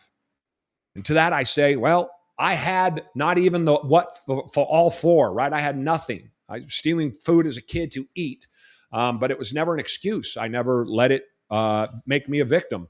And I used all of that, though, then to go on and create the things that I did. But poor people want to pull you back, because all of a sudden, if you get out and you grew up exactly the same way that they did, or you grew up even tougher than they did, they're going to look at that and they're going to say, uh-oh, my whole worldview is crushed. Now, you want to do something brutal to somebody, crush their worldview. Crush who they are. Crush the person that they are. And you go into a poor community and you start yelling at the poor people that it's their fault, right? That's no one else's fault but theirs. And the way out, to give yourself a chance, it's not the only out, it's no guarantee. But the only or the best chance to get out is start taking responsibility for everything, whether or not it's your fault. And I'm not even saying it's their fault, right? I'm saying there's all kinds of things that happen to people that are not their fault. But if you want to get out, you take responsibility for it. Good luck going down and preaching that when you have a country that, 50% of the people take money from the government. In that context, you become a victim and you don't understand. I have people I grew up with. She got pregnant at 16, one of my friends. Her daughter then got pregnant at 16 and her daughter got pregnant at 15. 3 generations, she's 45 years old. She's a great grandmother, right? That's normal. That's what happens in those environments because no one comes in and says, everything is your fault. Take responsibility because everyone wants to go, but it's not my fault. And I go, I know, it's beautiful, isn't it? Take responsibility for it. And you give yourself the best chance to get out. But we don't teach that. And anytime somebody tries to reach for that next rung, there's always a bunch of people hanging from his feet trying to drag him back. And most of them are family. And they don't do it. They don't do it consciously. I'm not going to say that. Some do. But it's been my experience that a large portion of the people do it subconsciously, but it because that's what their parents did, and that's what their grandparents did. Institutional, generational poverty does not want to see anyone escape its orbit. So if you are like-minded like me, and you want to try to escape that orbit, understanding that you got to fight that orbit, understanding that you got to fight that planet's gravity, is a huge advantage because you got to make separation and you got to start to pull away from that planet and that gravity. And the way to do that is to get away from your friends and find new friends. When I was 28 years old, I was dispatching for this company that I had grown from $1 million. We were doing about $5 million. I was working for another lady and I was sitting at a desk and somebody sent me a piece of paper in an envelope and I opened it at this desk and I'm 28. My son was born, I should say. I had, again, living in my own house at 20 years old, and I had found some success. I was making about $40,000 a year, which to me was in just more money than I could ever imagine. Right. And I opened it up and it was a pro forma. And I'm looking at this pro forma for a business that they wanted to finance and have me run because I had gained some reputation for dispatching and running operations for these companies. And I looked at it and I had my second big epiphany. The first one I told you earlier when they beat me. The second big epiphany in my life. This one's not quite as dramatic, but my own voice in my own head said, because I didn't know what I was looking at. Now I want to preface this before I tell you what the voice said. I thought I knew everything. So there is an absolute truth in life that I will tell you as a 57-year-old. When I was 27, let's say we all have a 100 gig hard drive. Mm-hmm. When I was in reality, a 27-year-old's hard drive is maybe 20% full. Mm-hmm. And let's say at 57, maybe mine's a little bit fuller than most people because I've had so many experiences, but let's say it's 80% full. In my experience though, and this was me as a 27-year-old, a 28-year-old, I thought my hard drive was 80% full. And as a 57-year-old, I'm convinced that my hard drive is 20% full and there's so much more I have to learn and I'm not going to have time, right? Superpower. Yeah. So at 28 years old, thinking that way, that I knew everything and my hard drive was 80% full, I was given this envelope and I opened it and I've got the piece of paper in front of me and it was a pro forma. It was a balance sheet and a P&L. And it was, a forward-looking next 12 months on what this business might look like based on what these guys who wanted to give me money and finance the startup of a new transportation company. And as I looked at it, I didn't know what I was looking at. Now, my son was born. So I had this seminal moment. I misspoke earlier. I bought the house first. My son was born, and then I had to run out and start a business. My son was born. And so I was looking at the world completely differently, and only because my son was born. If he hadn't been born, I would not have thought this. But as I sat there and looked at it, I had a window right here looking out onto the dispatch floor. I can see it like it was yesterday. This is 30 years ago. I didn't know what I was looking at because I never dealt with the financial side. Now, I was a wizard at operations. I could tell you where 100 people were. I could tell you what 1,000 stops were. I could tell you the time, the customer. I just have a brain for that, right? I can retain that kind of information. And I have this second to none, psycho, crazy work ethic, which, bit of a sidetrack here, but that crazy work ethic is $3 an hour at McDonald's, $40,000 as a dispatcher, running companies doing $25 million. My level of output, the amount of work that I did, the effort that I put into every single one of those jobs, exactly the same. Didn't change. Stay late, come early, do twice as much work as everybody else, gauge myself against me and not the people that I'm working for 100% across the board. I did it the same way when they don't do it anymore. We used to have to, you'd be a bottle boy. It was a great job. You'd go and the cans would come back and the bottles would come back and you'd have to, all the Coke bottles would have to go here and all the Pepsi cans would have to go here and they had to go back to where they came from. And anyway, there was a filthy job that you did in the back of these big markets, supermarkets. Fine, great work. Well, all I wanted to be is as fast as I could at it, right? I don't know how fast does it usually take to clear this giant mess? Oh, it's 3 days. Okay, I'll be done for, the day's out. Maybe I make it, maybe I don't, but I'm sweating trying to get it done because that dude's paying me $5.50 an hour to do this thing that I used to do at McDonald's for $3 an hour. My point being, the amount of effort was exactly the same. But I'm sitting there and I'm looking at this document and I don't know what I'm looking at because I'd never dealt with the financials. And that voice internally in my head said to me clearly, this was absolutely an epiphany. Not as dramatic as behind me and all the rest of that. Shut up and listen. And I was like, what? And it said, shut up and listen, because you're going to be doing what these guys are doing when you're 50. Shut up and listen. So I said, okay, shut up and listen. That's good advice. I think I need to listen to that. And then I had the conversation with myself where I said, in order to shut up and listen, that means I'm trying to learn. In order to learn, I have to get rid of everybody around me. I got to find, if I'm going to shut up and listen, I need to hear people that have things that can teach me things that I can learn from. And so I made the decision right there because here was my life.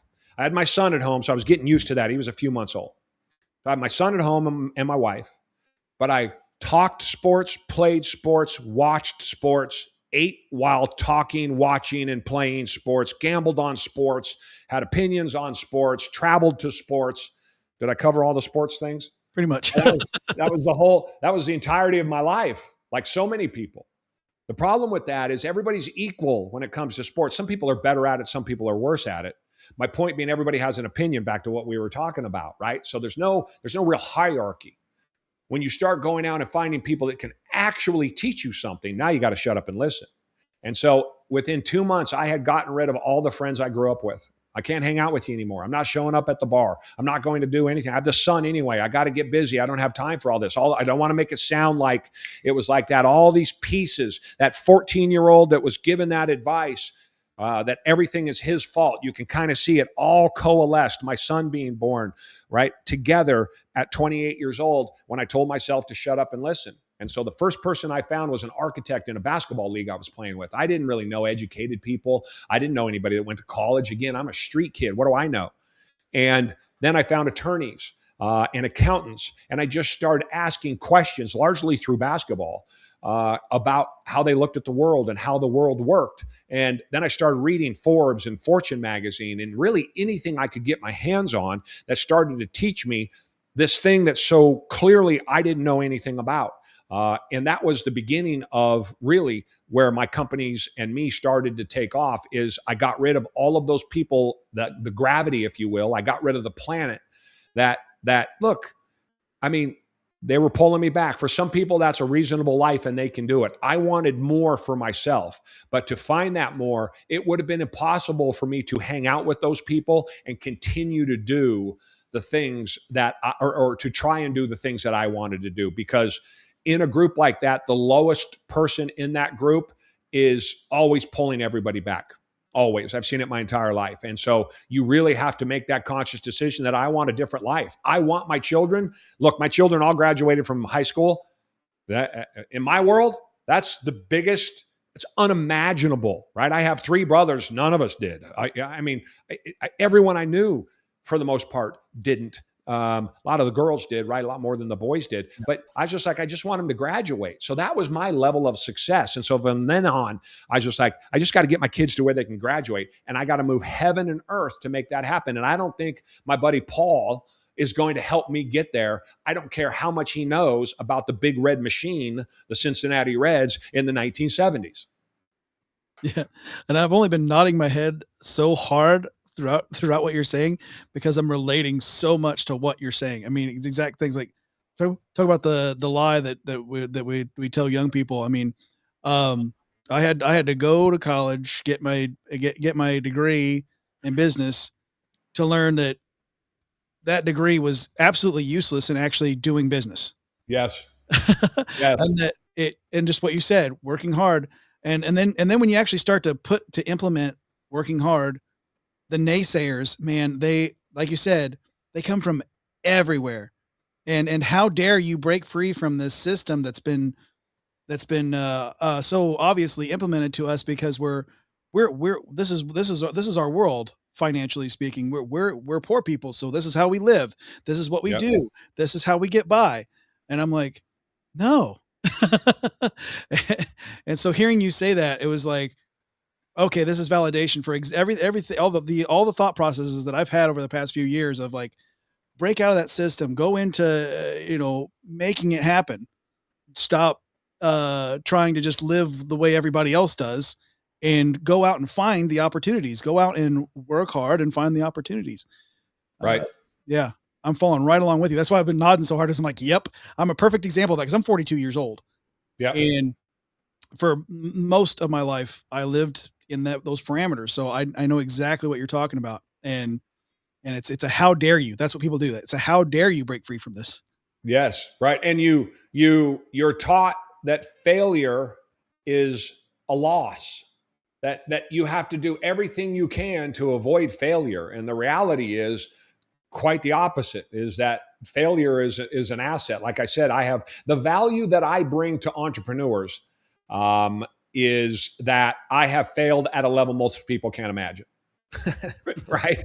And I understand it completely. That's I mean, certainly I know, I have a lot of experience, but the value of my mistakes, the value of, again, I'm coming up on 30 years married. If you would have told me, Joshua, at 25 years old, that I would at 57 done the things that I've done in business, I'd have said, no way, it's not possible. I don't even know what you're talking about. I don't even know what a P&L is. If you would have told me that I was going to be married at 57, coming up on 30 years, you're smoking crack, right? Clearly you're on heroin. If you would have told me that I'd have 3 fantastic kids that I adore, that all are fantastic and have never given me 1 second of trouble, 2 serving in the military, and my beautiful daughter, who I get to see almost every day. If you would have told me that, that's a lottery. That's an unimaginable lottery, beyond the other 2 things that I just said. And so the ability to do that, though, I never said to myself, I can't have those things. It was just nothing I could imagine. But then again, you start making decisions like getting rid of the friends around you, right? And the friends around you, let's switch it to family. Again, I've been married for all of these years and have, my kids that I adore. And that's more valuable to me than anything I've ever done. The things that I went and did, and I'm going to change this a little bit. The things that I went and did, this is the message. If I tell you any message, this is the one I want everybody to hear. The things that I went and did when my son was born at 28 years old was because my children were not going to grow up in the world that I grew up in. I said that earlier, but let me give you context. This is how I describe it. I'm a caveman, plain and simple. I think more men need to become cavemen. And a caveman finds himself a good cave, one that he can put his back against at the back of it, that he can heat up, right, with a fire, but he can have defensive positions so he can protect his family. And then his wife and his children get to stay in the warmth and the comfort and the security of a good cave. And he has to go out into the cold, and he has to walk through the tall grass where something might bite him. He's got to go into the forests where something might grab him. And he's got to knock a pterodactyl over the head, something that's 10 times his size, because the little things that he used to eat, right? The smaller game, the rabbits and those, used to feed him when he was by himself, but that's not enough. That's not going to feed the family. That's not going to feed his legacy. And so now he has to move on to bigger things, and he hits that thing over the head. And regardless of what happens to him, no matter how tired he is, no matter what he's been through, no matter the circumstances, no matter the injuries, he has to get it back to the cave and feed his family. We don't teach that to young men anymore. We don't tell boys that this is okay to be. But I'm telling you, anyone who knows me, if you were to interview him, they're going to say, that dude's a caveman, because I grab that pterodactyl and I drag it back to the cave. And the greatest experience of my life is walking into that cave, feeling the warmth from that fire and seeing the eyes of my children and my wife, knowing daddy took care of them again another day. Now, I might be bleeding, something might be broken, but I don't care. I'm going to drag that back to them, and I'm going to sit back in comfort and watch them eat and know tomorrow I can't wait. Because guess what I get to do tomorrow, Joshua? I get to get up and I get to go do it again and again. And I'm not worried about my welfare. I'm not worried about my well-being. That was old selfish Jerry living for himself. And again, I don't mean that as a negative. I'm not trying to use that as a pejorative. I'm saying that the new Jerry has superpowers, and his ability to go out and hunt and drag things back far beyond anything he ever could imagine that he was able to do before. And I think that mindset that I have that says go out and hunt and drag back, and these videos that they have on the internet where the dad's sitting in front of the house and some slow music is playing and he's crying because he had a hard day, and everybody just thinks I'm a wallet and they just use me for my money, and once I can't work anymore they just discard me. That's loser talk. That is not who men are. That's not what we were put on this planet to do. That's not who we are, and we know that. So if you're sitting in that car crying because you got to walk in and your wife doesn't appreciate you, that's a you problem. That is not a wife problem. That is not a child problem. That's a you problem, and that's a you problem that you can fix. But the problem is you've given into the gravity from the planet, the poor person, the victim mentality, gravity that has a hold of so much of society, rather than throw those shackles off. Not to get too dramatic with it, but it just drives me insane. Go out and hunt. And here's how you get better at hunting: find a party, right? You young bucks, and you want to go out and be even more successful. Right now, you're just hunting the little things. You want to know how to hunt the big things? Find dudes who have hunted the big things. But what do we tell old folks? What am I at 57? Right? What do you know, Jerry? You're 57. You grew up in the 70s, right? Y'all barely even had cars back then, right? What do you know? What do you mean, what do I know? Right? I've got a hard drive that's 80% full, but I think it's 20%. There's more value in that to everybody out there, like every other civilization that came before us that used all of that knowledge from their elders to skip all the hardships, to try to make their lives easier. But the problem is when life gets easier, right, then we don't work as hard. Hard men make good times make, good men. What is it? Hard men make good times make soft men make hard times make good men, right? We're in the soft times right now, soft men making hard times. We are in the middle of that. And so that's always been my perspective since my child was born at 28 years old, that I had to leave that cave, and whatever I had to do, I had to go kill something, and I had to drag it back. And it didn't matter what happened to me, because the value when I would open my door when my kids were little and they would come running, I would give up my fortune right now, to have my kids be 2, 4, and 6 again. I'd do it right now without a second thought. Just like that, I'd pay it and go back. I'd work 2 jobs at Taco Bell.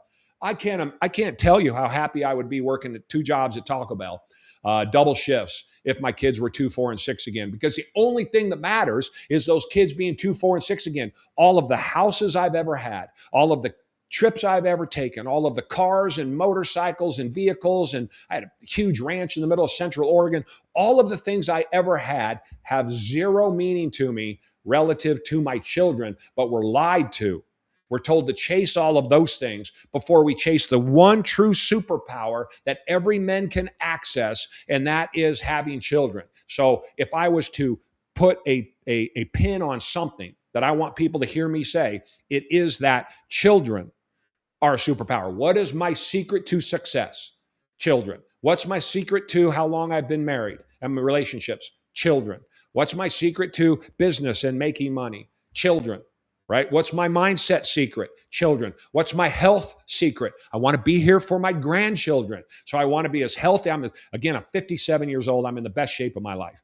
I'm going to live as healthily as I can until I die. And the sacrifices that I make, again, eating healthy and going to the gym, I'm doing because I'm going to be here for my grandchildren, because I'm a bear and I'm leaving the cave and I have to go hunt until someone else can hunt on my behalf. Yeah, and you reminded me of a scripture. Um, a good man leaves an inheritance for his children and his children's children, and that one has stuck with me ever since I've read it, and I'm like, yep. That's because my wife and I we don't have any children, but we do have lots of nieces and nephews, and lots of great nieces and nephews, and they're here a lot. As a matter of fact, our eldest nephew, I'm going to be officiating his wedding here in August, and I'm so excited to be able to do that. And they come to me and they ask all these questions that they would. I'm like, you don't want to ask that to your dad, to your mom? Like they come to aunt and uncle, and I mean, just like you said, it's you give up anything and everything to make sure that Yep. they know how to think and make sure that they have everything that they need Yep. every step of the way. Yep. There's nothing that I wouldn't do. Right. There's nothing that I wouldn't do. Yep. Yeah. I think that that feeling that you have times 1,000 would give you some context if they were your own children. That there's really nothing. I have, my parents have 32 grandchildren, something like that. They have, I don't know, half a dozen great grandchildren and 2 great grandchildren, something like that. Right. It's crazy. Cause they had kids when they were 17, right. And they're now 88. And so I can tell you that is powerful, and men should use that, whether it be uncle to nephews, like you said. And I have some great nephews, and I understand that very well. Or, and this is where I'm really encouraging the younger guys, go have children. Do not listen to social media. And quite frankly, Joshua, as somebody who grew up in the church, and I'd love to talk about that too, because I'm very frustrated about the church. I think the church has fallen down for men. I think, and again, I hope you appreciate where this comes from, because I want to hear your take as somebody. I consider myself, I believe in God. I consider myself a Christian. I've been in the church for 40 years, but I went to a church as a kid. They let me come to their school church because we were so poor. We took 2 buses across town. They were great, but it was the 70s. I got beat 3 times a week. I had to stand, with my nose touching the wall for an hour almost every day after school. And having said that, I loved every part about it. And I have a deep knowledge relative to, other people like me of the Bible, because it was, 7 days a week for the first through the 8th grade. I went to this, but I haven't been in a church for 40 plus years. And I keep looking at it from the outside and going, I might want to step back in. But every time I do, I see an abdication of authority. I'll tell you, I'll give an example. That's the thing that happened I think it was in New York, where they were having a service and the protesters came in with Don Lemon. And here these people come running in, screaming, hands up, and don't shoot, and doing all, and nobody reacted. I think a week before, a church had gotten shot up. 4 days before that, a church had gotten shot up. A few weeks before that, a Catholic school had gotten shot up, and no one reacted in a way that I would say is manly. No fathers put their children in a Baptist church in Indiana. I'll tell you that. What's that? That's because they didn't do it in a Baptist church in Indiana. No, they didn't do it down here in Tennessee either, where we had that shooting where the elders took care of business 100%. But, no one in the media, of course, you wouldn't expect the media to do. I see this.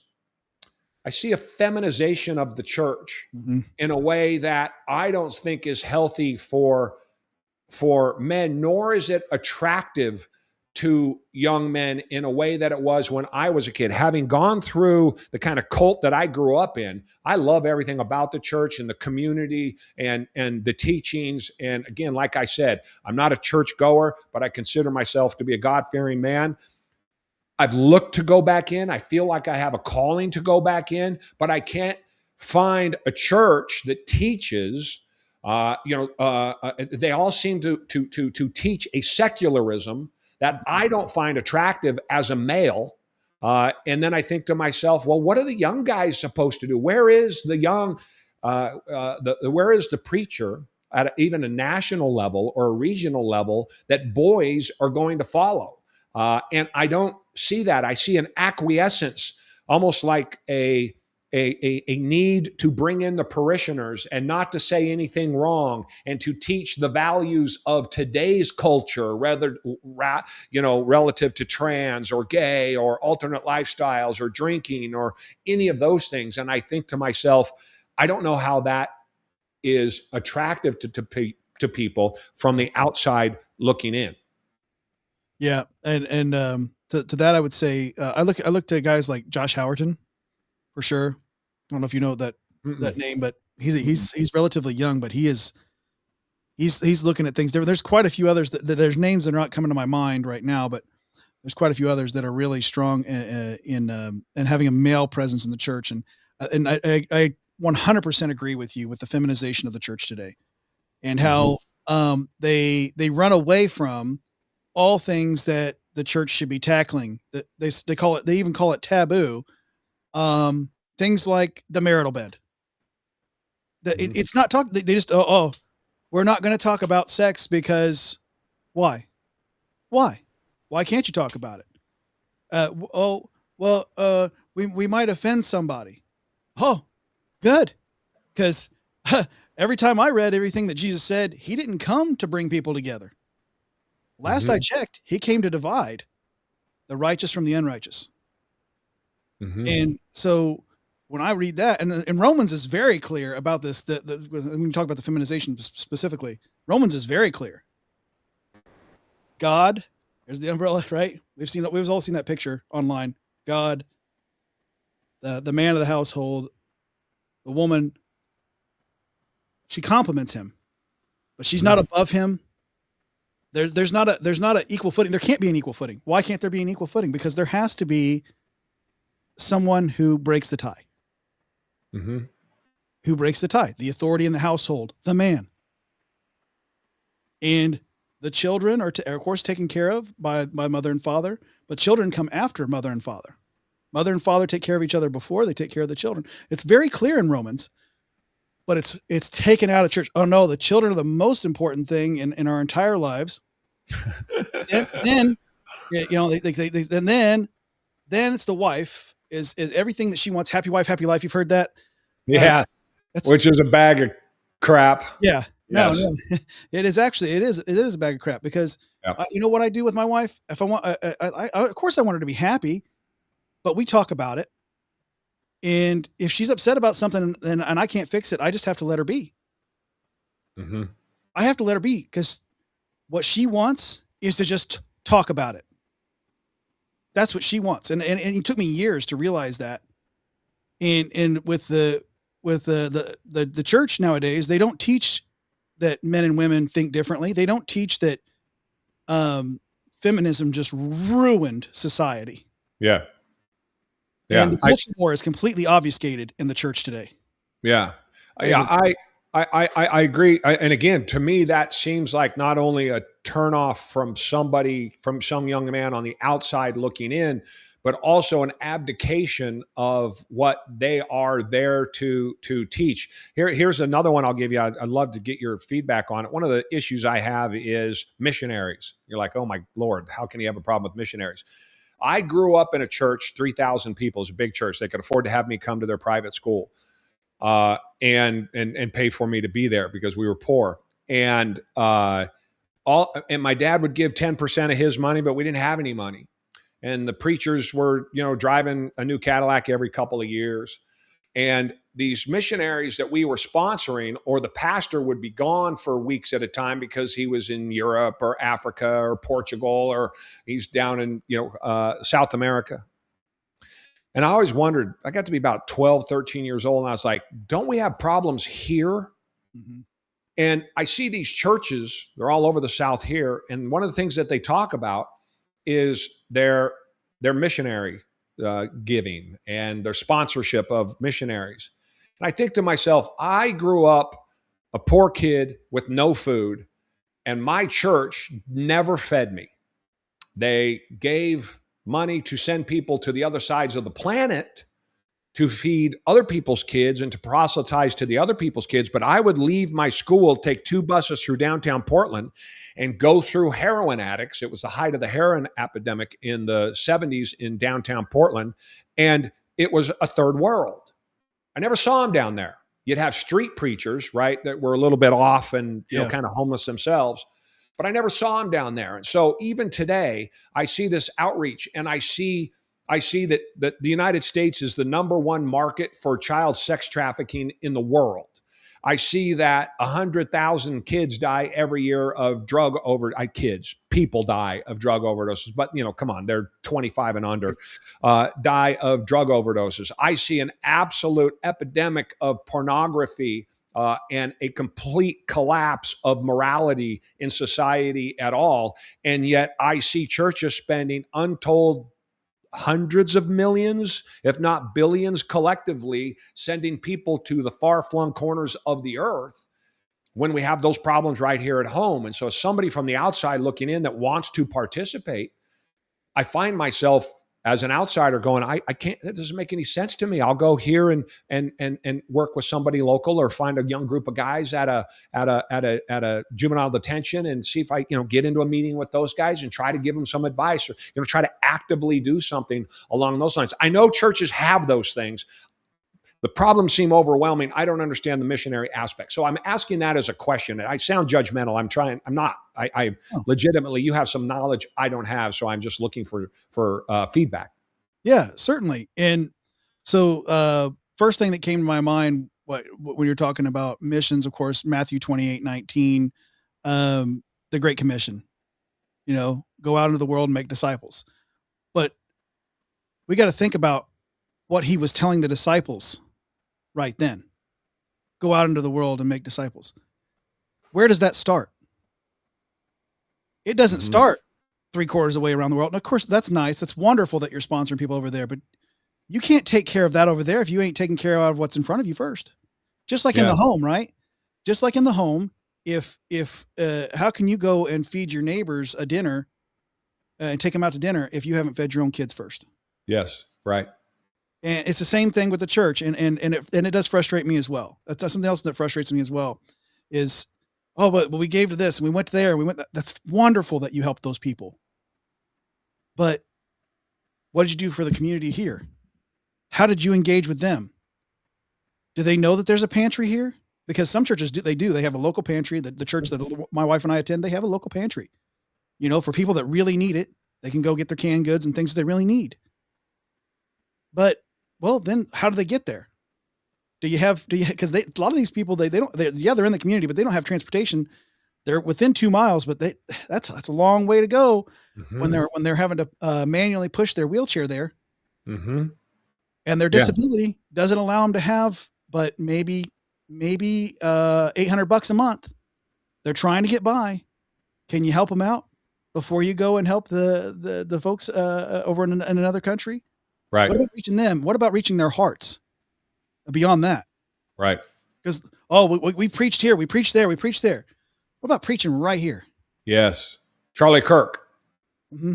Yeah. It's here at home first. And then my last question, and I obviously I agree. So I appreciate your feedback. The last question I had on that, the other thing I don't understand is why some 30 million Christian churchgoers don't vote, and why there's not, these elections are won or lost by a few million votes. And so, if you think about Joe Biden was elected, and because of that, some 400,000 children are missing that have come across that border over the 4 years that he was the president. There was a number came out a couple of weeks ago that they have 38,000 of them that they're aware of, but they don't know the children's names. Right? They had a hotline set up, and the hotline received 60,000 calls from children saying that we're being abused, and it was answered one time. And so I just see these problems, and I go, we Christians, believers, could turn the tides. We could throw out everybody that that disagrees with us morally. I understand that you can't. A church is reluctant to tell people who to vote for. Mm-hmm. But you could certainly tell people to go vote, and you could tell people to go vote with one voice to vote the morality that you are supposed to be proselytizing from the pulpit. And if you did that, and if a fraction of the people who don't show up went and voted, then the Christian way of life, ideology, beliefs would rule local, state, and federal politics. But there does not seem to be an appetite for that. And I don't mean to carry on, but I'll just really quick. My thought as somebody who comes from nothing and made a bunch of money ruins everything. Mm-hmm. And there seems to be a fear, like we saw during COVID, that people in charge of these churches are reluctant to push back for being canceled and or losing what they have, i.e. parishioners and people to come in all of the time, or cachet, or whatever it is. What are your thoughts on that? So can I answer it backwards there, just to start from the end there? The shutdowns and things like that, pastors need to be reading their Bibles when they decide to go, yeah, let's go ahead and shut down the church, because I didn't read anything about it saying that you needed to shut down the church because the government said to. I said we were supposed to suffer for his name's sake. So we're supposed to keep moving forward. So right. We should be so lucky to be able to be oppressed and suffer for his name's sake. We should be so lucky to be like Stephen and be martyred for his name's sake. So if it comes to that, where if I were running a church and you come in and you say, we're going to cut your head off if you continue preaching the word right now, because we're on lockdown, well, you better get to cutting, because that's what I was reading when I read the Bible. And I would encourage these young folks to read their word. And what we do with Morning Word is we read expository. What that means is verse by verse, chapter by chapter, full context, historical context, theological context, cultural context. So we understand the world, whether it was talking about then or was it talking about all time. Because certainly Jesus said plenty of things that meant for then and meant for all time. And there's ways to break that down. And Jesus actually explains it to us through scripture time and time again, what he's talking about. Because he'll say, you, verily, verily, I say to you, or truly, truly, I say to you, depending upon your translation. Or he'll just say, do this. Mm-hmm. Right? So if it's truly, truly, I say to you, it might be a little more expansive. Where if it's, here's what you do, and he just goes right into it, or tells a parable, it might be a little more of what he's trying to get them to understand at the time. As far as the church not responding, to voting specifically. Yeah. Because people, again, they're worried about offending somebody. Oh, well, they vote that way because that's how they feel. And I don't want them to leave the church because they feel offended. Well, it's good that they feel offended, because they need to be offended by the word of God. Because I go and I read the Bible and I get offended all the time. You know what happens? Yes. You get offended? Yes. Nothing. Right. Good. Right. I'm glad I was offended, because now I understand what I need to put away. When I have talked, I really appreciate you talking to me about this, because I've been on this journey for 2 years at least now, and I have had this conversation with half a dozen people, and I don't understand. We are talking about children as an example. So if the church got together and everybody voted their conscience, voted what they're taught, voted their morality, the morality passed on to them from the pulpit, right? If it just got together as a group and said, this is what we're going to do, and 10% more Christians came out, all of the House seats, all of the Senate seats, all of the local state seats. I come from Oregon, so you want to talk about problems, right? That's where I was born and raised. All of the local school boards, everything would flip if the churches got together and did that. And the result from that, as we have seen over the last, I'm no fan of the administration. I hate all government. I've been an entrepreneur for 30 years. I hate the government. But as we've seen, relative to the point I'm about to make, the complete collapse of the child sex trade in the United States. I'm just using this one item, right? It's probably, for me, it's the one I'm most passionate about. If the churches would get together and take that risk, they could go a long way towards getting rid of the exploitation of children. In that context, I don't understand why this is not a bigger thing, other than, because it seems so critical, other than the moneyed angle, as somebody, again, who understands the effect that money has on people. I think the same's true for I'm sorry, I stopped and then I interrupt you. For missionaries too, I see a lot of ego in all of that, and good reasons to go. It's always easy to find good reasons to go find and do the things that you want to do, when there are, let's say, better reasons, or reasons that more stick to Scripture. It's easy to go find that other one that you want to go do. That's an entrepreneur's problem, 100%. Once you have found success. Yeah, and so you made me think of two things. One is the complacency, right? Well, God will take care of it. Will he now? Well, he's just going to take care of course he's looking out for you. He's going to fulfill your needs. Of course, whatever he wants is what's going to happen. Of course. However, isn't it your duty to follow what the Holy Spirit has told you to do? If you truly believe, isn't it your duty to follow what the Holy Spirit has told you to do? And if you truly believe. And I think it's where a lot of people get off the train at. I don't think that they truly believe, because they're not following what the Holy Spirit has told them to do. They're not reading their word. They're I'm a Christian. Well, what makes you a Christian? I go down to church on Sunday. That's not what that means. And I could go on and on about it. But the other thing outside of complacency is those who stare at the truth. And it looks them right in the face, and they go, nope. Right. I'm just going to go plunk, put my head right down in the sand. And even though they know the truth, yes, they've read it, they've gained the wisdom, they refuse to use it. And I think, again, I don't know of a I don't know of somebody at a national level that is, from a Christian perspective, that men would want to follow, that young boys would want to follow. I don't know one, and I keep track. So again, I don't go to church, but I'm watching from the outside, and I don't know one. But if there was one, and I know there are large churches and lots of them, and those markets are, the Southern Baptist is, a good example of that. These large institutions, if you will, that generate millions and millions of dollars. I'm going to tell you a story how I gauge these people. In 2012, my businesses were doing about $25 million a year, and I was making $250,000 a month. Now, you couldn't tell me anything. So this was 2012. I knew everything because I was a street kid, Joshua, right? Look where I come from and look what I did. Now, again, remember my shut up and listen and pay attention and everything is your fault. And I started making money at a level that I couldn't imagine. I belong to a group. I started a new company. My name there, the Kronos Group. That's my latest company.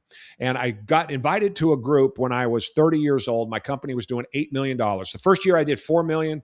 The first year in business with the new investment company, I should say, I did $3.5 million a year. They didn't have the money that they said they did because they didn't think that I would do the revenue that I ended up doing. And I learned a very valuable lesson about a little thing called cash flow. And so they came in on my birthday, or excuse me, on our anniversary of the business, February 17th, and fired me 1 year later. And 17 days later, again, now I got information, right? And again, I still have this work ethic. I went to my 6 largest customers, met with all of them that I had moved from one company to another company, said, I got to do it again. This time it's my own company. They're like, all right, Jerry, we'll do it. You do good work and we can trust you. I was like, no, I'm not done. I need you to prepay me.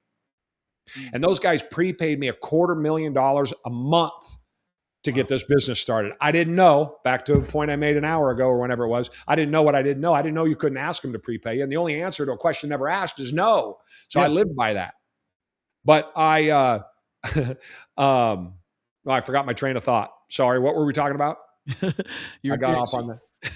Yeah, you were talking about how you were building up your first your first business on your own, that you had the knowledge from the previous business. So And yeah. I joined. I got written up in the newspaper, the journal, the business journal, because the business was doing so well, and I'd gotten again a little bit of. This was after I started my second company, but this is the one that I own. And so I went on in that company. The first year I did 4 million. The second year I did 8 million. The third year I did 12 million. The fourth year I did 14 million. And I was doing, average ticket price was $7 to $10. So I'm just doing massive amounts of work. I had 250 employees. And a guy walks in, he was retired in his 60s. He had been a Fortune 500 CEO. And he sat down at my desk, cold called me, and said, this was, I was in my second year. So I'm doing an $8 million a year annualized run rate. And he says, I'm starting a group, and this group is for entrepreneurs like you. And we're going to get one time a month. Everybody gets a half an hour to talk about it. It'll take about half a morning. And I'm like, dude, I'm refereeing basketball games at night, which I did. I refereed basketball games, 4 nights a week, 4 games a night after working, a 12-hour day. And on the weekend, I would do 9 games Saturday and Sunday. And that's how I kept the lights on while I was trying to get my company profitable. And I said, dude, I'm working a ton. Keith was his name. I don't have time. He says, you can't afford not to. I said, well, how much is it? And he said, I don't know, it's like $500 or $600 a month. And I was like, what? Didn't you just hear that I'm refereeing? He's like, yeah, I know, you can't afford not to. You're growing so fast. You're young. You don't have all of the information. This is a group for other entrepreneurs. Most of the people in the group are going to be 40 and 50 years old. You get a half an hour one time a month, but so do they. And then everybody works as a board for each other. And then I moderate the group. Keith does. I said, okay. Smartest decision I ever made. I would not be sitting here today if not for that group. And for the first 2 years, I took my advice to shut up and listen, and that's all I did. And these dudes, again, had all of this experience that I didn't have. And so, it wasn't necessarily what I said. It was that 2 other guys would be talking, but I'd be listening. And the guy would say, if you do this, then this. And I'd go, wait. Are you saying if I take this from the right side of my desk and I move it to the left side of my desk, then this thing isn't going to happen to me? And they'd go, yeah. And I'd go, okay, I have that. I'm going to move it over to the other side of the desk and I'm going to save all of this money. It fixed problems I didn't know I had. We got together every month. Now we get together. All the guys are in their 70s and 80s and I'm in my 50s, but we still get together one time a year. So I decided it was finally time for me to go start a new group and do this group myself, kind of in the Keith mold. And that's what the Kronos group is. Literally, I'm just putting it together as we speak. But so that was the genesis of this group going back to the early 2000s. Jump forward to 2012. I'm making $250,000 a month in profit. I'm doing $25 million across 4 or 5 gas stations, car washes, convenience stores, transportation company, woodworking, investment, you name it. Anything I could make or lose money on, man, I was trying. And I got approached by an outside company to buy them, which is the way you want to do it. You want them coming to you. And so they would come to us. He came to us and wanted me to buy him. It was about $3.5–4 million in revenue. And it was complicated. And I took it to my group. And the group's like, yeah, this is too complicated. And so then another month went by and I got with the owners and I researched the group. And I came back and I said, I want to buy it. And I gave them all the reasons why. And they're like, you don't have the answers. I was like, yeah, I know, but I'll figure it out. And they're like, no, it's a bad deal. Don't do it. What does this all have to do what does this have to do with what you're talking about, with the churches? The point being, and what I'm getting at is, I did the deal anyway. And I did the deal because I was doing so well. And my head got above the clouds. And no matter what anybody told me, no matter what the paperwork said in front of me, no matter what the scripture was, to use the example, right? I knew better. I know that, but I can do this. And here's all of these people telling me, don't do it. People I trust, people who have helped me get where I was, they're all telling me don't do it. I go and do it anyway. So it ended up costing me about $6 million in 6 years of my life. And upon review, upon audit, it turns out for 3 or 4 of those years that I was battling it, the 250 I was making, I should have been making about 310, but I had taken my eye off the ball because I was looking at this thing. So not only call it $10 million that this thing cost me over the course of 6 years, because I didn't listen to the advice that I was given because I thought I knew better than everybody else. And I think about that story when I see parishioners in a church hungry or can't pay their rent or the kids don't have good shoes on or any of these other things, but I got to sit and listen about the missionary program we have going on in Ecuador. And I think, man, that sounds a lot like me circa 2012. Yeah. Yeah. They're not reaching the community. They're not reaching the people. Yeah. It's an unfortunate thing that we see nowadays, but, let's get back. So you started the Kronos group here recently, hey, looks like a pretty good channel to me. Like I said, I watched a few of your videos and, yeah, I mean, the things you guys, I'm definitely going to be returning. I subscribed immediately. Within the first 5 minutes, I was like, hey, I know I'm having him on, but let me gauge his channel before I hit that subscribe button. And at first 5 minutes, I was like, yep, he's talking about things that I want to hear about. And you got something going on over there, with that group, man. Yeah, I think you're going to reach a lot of people and change a lot of young men's minds specifically. We just got to get them flocked over to you. We've got a lot of young men viewers. They may not be here watching right now, but I guarantee you, because we have a lot of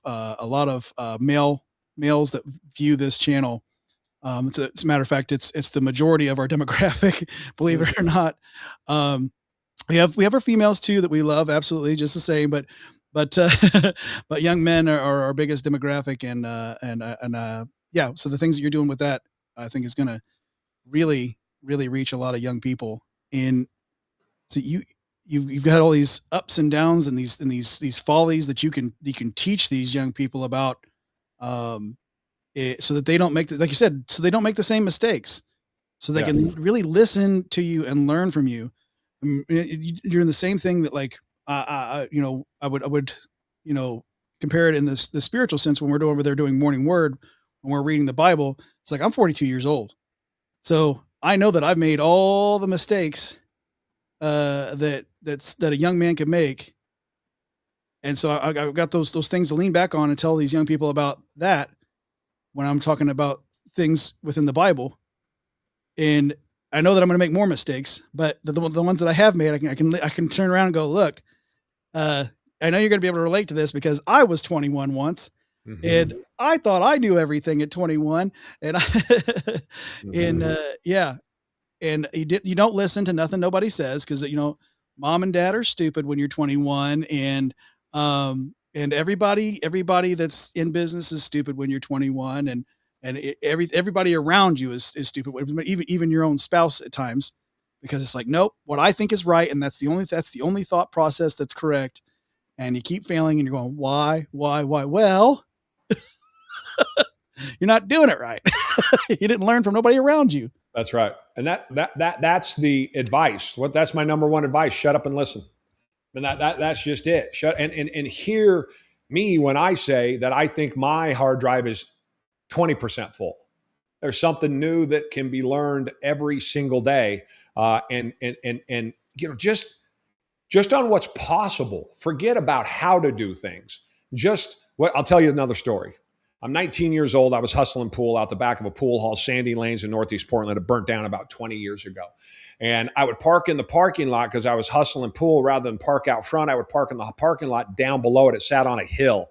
It had a big mortuary and a big Vietnamese church next to it. So it had this big high wall. And you'd come out the back of the pool, there was a bowling alley and a pool hall, and you'd come out the back. It had a little alleyway out the back. And then you'd walk downstairs, and there was what were they called? Fish. They had fried fish, clippers, they were, I don't even know if they're still around anymore. Anyway, fast food fish place. Yeah. And I would park there and walk in the back door. Made more sense to get out. Well, I took a bunch of money from these Laotian guys. They had all come over, these dudes. I lived in Northeast Portland again, and they had come over from Vietnam in the late 70s, more for Cambodia and the killing fields in Laos and Cambodia. Mean little dudes, but man, they were mean. And I had gotten into a fight with them a couple of weeks before over a pool cue that they had broken, and my buddy that was with me had went and picked the pool cue up and turned him in and got him thrown out. And of course, then he ran out when they started beating the hell out of me. And so we had some history to it. And I didn't, again, like when I got robbed, I did not pay attention. And I walked out that back door, and one had run around the front and had come up the stairs. And I noticed, and this is again, I'm gonna attribute this to divine intervention and the way that my glass is half full all of the time, because I noticed as he's coming up the stairs, and again, I'm a street kid. I know what this is. I'm 19 years old. And I'm thinking about, okay, I got to get through him. I'm looking for a weapon. What's coming on? The door behind me did not close, and it was a big, heavy door, right? So it would snap shut. And again, this is how I went in and out of this pool hall I was at all the time. And it didn't close. And when it didn't close like it should have, I figured out somebody was behind me. And instead of turning to my right, I'm blind in my right eye 5 years earlier, I was 14 years old. I'm 19 years old. 5 years earlier, I go blind, and I turned, rather than turning to my left, rather than turning to my right, because I'm right-handed, I turned to my left, just as he took a 10-inch screwdriver that he had shaved down. And again, this was a common practice. You would have something like a screwdriver. So if the cops get you, you just have a screwdriver, right? But when in reality, you have a weapon. And he was going to shove it in my kidney. And it went in my back, but I turned this way. And as I turned this way, rather than it go into my back, into my kidney, it went through the side. I don't know if that shows, but it went through the side here, and it stuck in the muscle, in the fat, poking out here in the front, barely poking out. I didn't know I'd been stabbed because I got this guy in front of me. So again, they were little guys and I was a big guy, and that was their weapon. But he kept pulling me, and I couldn't figure out how he pulled me. Remember this very, very clearly. It wasn't painful. I just didn't realize what had happened. So I get out of that and I get away from him, and I'm driving this Datsun B210 1972. Its floorboards are rotted out. It's got a 4-speed, has 550,000 miles on it. The collector, where it connected to the exhaust coming out from the four banger that it was coming apart. And so every time you let go of the gas, all of this exhaust would come into the car. I mean, it was just, the door fell off every time you picked it up, right? I mean, this was my car. And I went to this little apartment that I have. But when I went and sat in the car, I couldn't sit back. And I figured out that I had, okay, I see. And it was facing backwards and that way, right? Away from me. So I couldn't reach it. And then I noticed, and I had it here, and then the pain sets in. I got to drive this clutch home. I get home and I lay in a pool of warm water in the bathtub. I have this little 600 square foot apartment that I'm living in. And it took me until daylight, I figure about 6 hours, reaching behind me in that warm water, which had just become stew for the most part at this point. But I wasn't bleeding profusely. And I'm used to this kind of pain and having these kind of issues, that I knew I was all right. And if I show up in the hospital, the cops are going to get called, because clearly I have a sharpened screwdriver hanging out of my back. And I don't know what happened to them other two dudes, at least not that I'm going to talk about. And so I'm reaching behind me and pulling it a little bit and pulling it a little bit and pulling it a little bit. And then it got to be about daylight, and out it comes, and it falls into the tub. And I wrapped myself in the only towel I had and put duct tape around it, and kind of slept throughout the weekend. That was Friday night, Saturday morning. And I'm at Macadam Carpet Warehouse, where I would pull carpet out of this warehouse, pull it out and cut it for the, whatever they had sold over the weekend. I'm back at work on Monday morning. The reality there, the point of that story is that, again, rather than be victimized by it, rather than woe is me by it, I never told anybody, save for my family and my girlfriend at the time. It wasn't something that I felt like I needed to share. So the mentality that I had there was one that I had learned, again, the epiphany at 14, after that beating that I took, my sister dying, all of the other things that had happened to me throughout my life. And it showed me what I was capable of post it. During it, I didn't quite understand the lesson, right? Because I was in pain. But post it, and looking back on it, I'm like, man, I pulled a 10-inch screwdriver out of my back, right? That's pretty cool. I can see what I'm capable of. So then I start telling that story in that context, in that We are capable of doing so much more than we can ever imagine, but we are limited by what the people around us tell us what we can do, or the people that we watch and follow that are not giving you the kind of advice that you want, but it feeds that inner self, that 4-hour work week. And I too can live in the south of France, and that tastes good and that feels good. But the reality is that you're capable of doing the craziest things imaginable, like working 8 days on a 45-minute nap, or building multi-million-dollar companies when you don't even know what a P&L is. Buying a mortgage and you don't even know what a mortgage, or buying a house and you don't even know what a mortgage is. Yeah, I agree with the 4-hour work week being an absolute lie, and people get so caught up in that idea, and they don't realize that's not what it's about. No. It's never been what it's about. And it is an absolute lie. It's do as thou will. You know who says that? What's that? So you know who says do as thou will? Is that the devil? That's the devil. Yeah. That's his direct quote from Lucifer himself. Do as thou will. The ego live selfishly, right? The ego is an acronym. My good friend AC, sorry, that's his acronym. The Angry Conservative is the name of his channel, but he does a lot of faith-based content now too. But he talked about the ego being edging God out. Because every time we engage with our ego, with self specifically, when it's all about me, we edge God out. Yeah. I agree with that. I'll say I have a huge ego, 100%. And when I was younger, I was incorrigible, terrible. I don't even like me when I was younger. But I think a lot of us are like that. But the thing was that got me through, starting in my 30s after my children were born, is that I have this huge ego, but I also have a large dose of humility, because I never forget where I come from. And so what that allows me to do is not care what other people think. And as a manager and a business owner, it allows me to give all the credit to other people, because I don't need to be patted on the back. I don't need to hear, nice job, Jerry. I don't need that. I get that from myself. And so what that's allowed me to do, I teach this to managers, is a good manager gets somebody to do for them what they want them to do, but let them think it's their idea.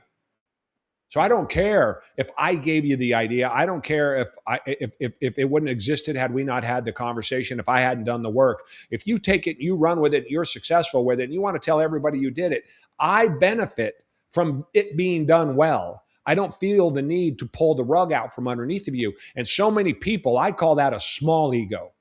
Right? The small ego is the one that can be hurt. The small ego is the one that says, I want people to know that I did that thing. I'm always careful to never use the word I in that context, in a group context. I always try to say we, because we are working at, even if it's 100% me, even if it's all my brand, or it's my work, or whatever it is, it's my creation, or it's my history, or, it's my teaching, whatever it is, it's we, because the value of we is much more better than the value of I.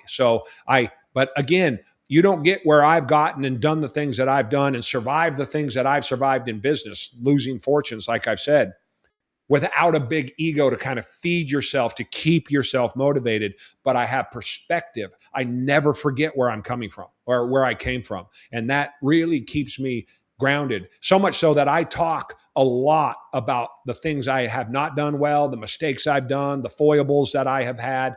I do not pretend to be perfect. And I think that that's probably why the message comes across better, because I'm not going to sit here and tell you about all the, supercars I've driven. I'm going to sit here and tell you, here's what to watch out for. Here's what I did wrong. Here's how I did this thing, and I would have done it better if I hadn't done these two things. And go talk to somebody, find a mentor, because I wish I would have found one earlier, and shut up and listen. Yeah. You're reminding me of something else too that we talk about all the time here at Revolver, the burden of knowledge. The burden of knowledge, because a good leader is someone you want to follow, right? Mm-hmm. Just talking about, you're just talking about with just understanding that I've taught them how to do it. Maybe I taught them how to do it, or even got them to the point where they thought it was their idea. Good. Yeah. Now, like you said, now they're going to do it great.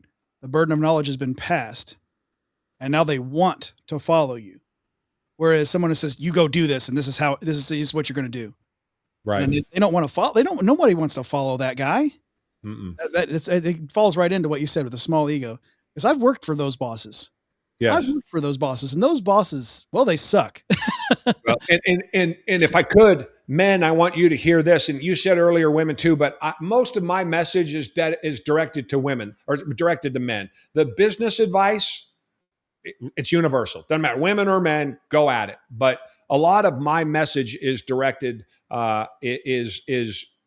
is directed at men because I think that that's where I see the disconnect as I see society becoming more and more feminized. I think that men need to understand that it's okay to be who they are and to push for the things that they want to push for. But in entrepreneurship,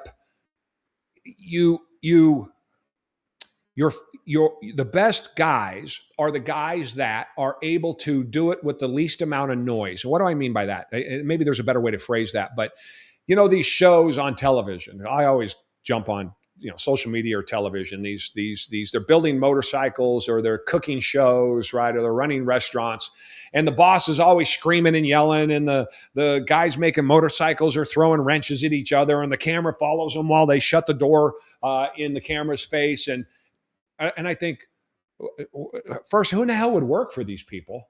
Nobody would work for these people, number one. And if they are, why are they? And number two is that is not how you get profitable. That is not how you get successful. That might be what sells on a show that is largely scripted, that's supposed to be reality television on TV. But, if you're a sports fan of my age, everybody knows Bobby Knight throwing, Indiana coach, throwing the chair across the basketball floor.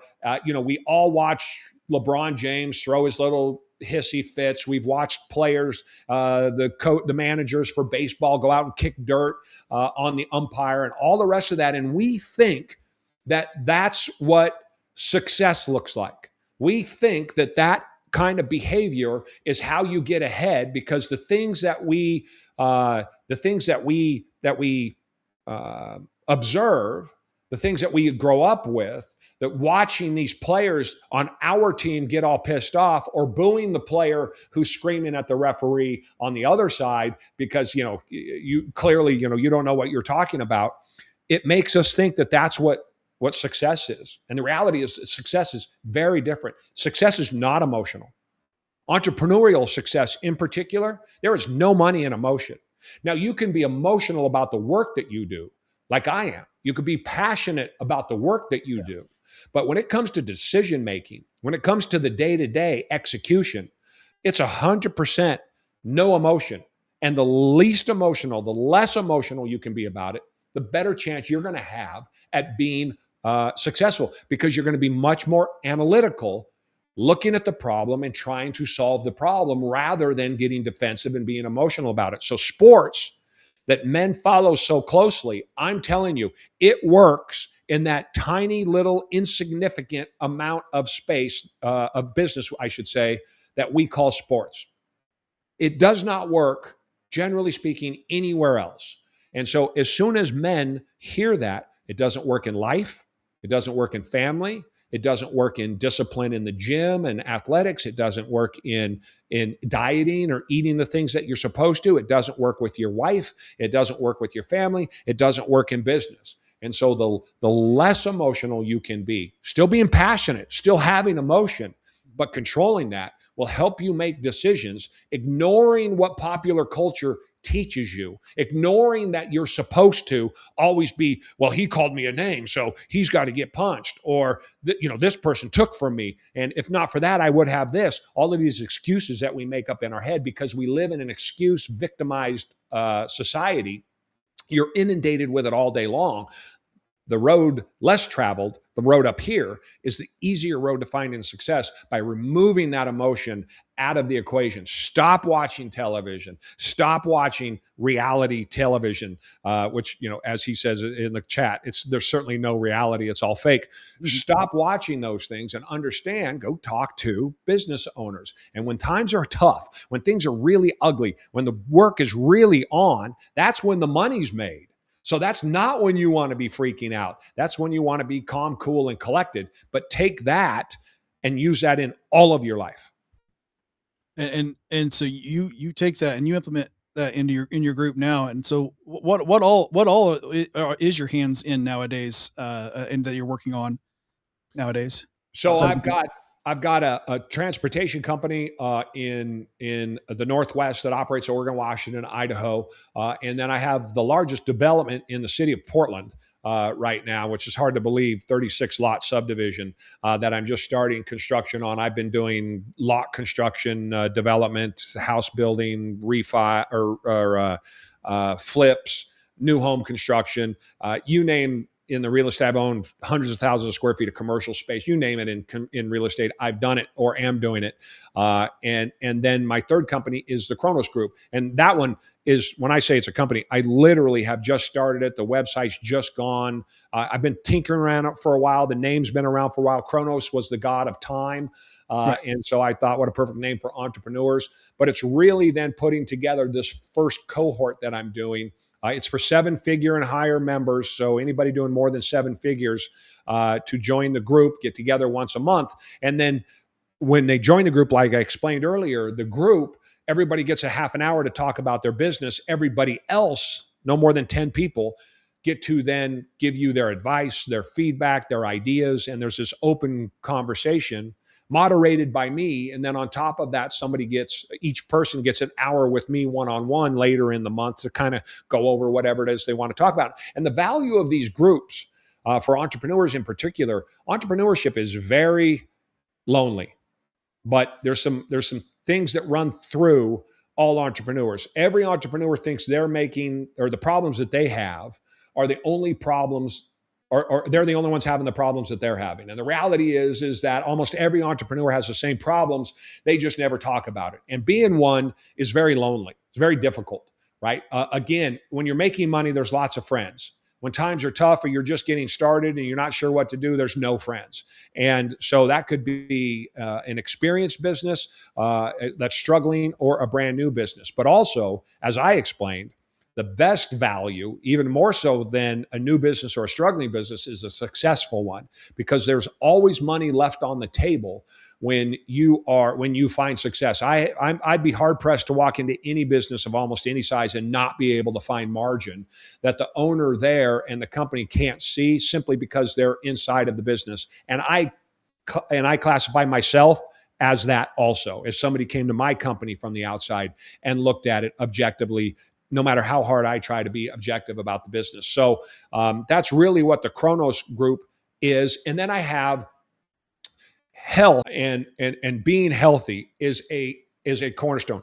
You can be unhealthy and be successful. But as someone who in 2021, I have a 40% block in my left ventricle. I have something called hypertrophic cardiomyopathy. I was born with it. It sat dormant in my heart until I was 38. It really came in my 40s. And so from 2017 until 2025, I was hospitalized 71 times. I was cardioverted, clear, and then they hit you dozens of times, twice in one night. So I've spent more time in hospitals. And in November 21st of 21, I was laying in Williamson County Hospital down here in just south of Tennessee, where I live, having 100 mini heart attacks. I had just come back from Portland from a business trip. This was 2 months that I had gone through this. I was down 3.8 pints of blood, having 100 mini heart attacks. I was addicted to opioids. I broke my back when I was 19 years old. That's another story. Fell off a forklift, 2 stories, boom, had a dumpster fall on top of me. I've had 17 procedures on my back. I couldn't walk from a parking lot into a gym, forget about going to a gym.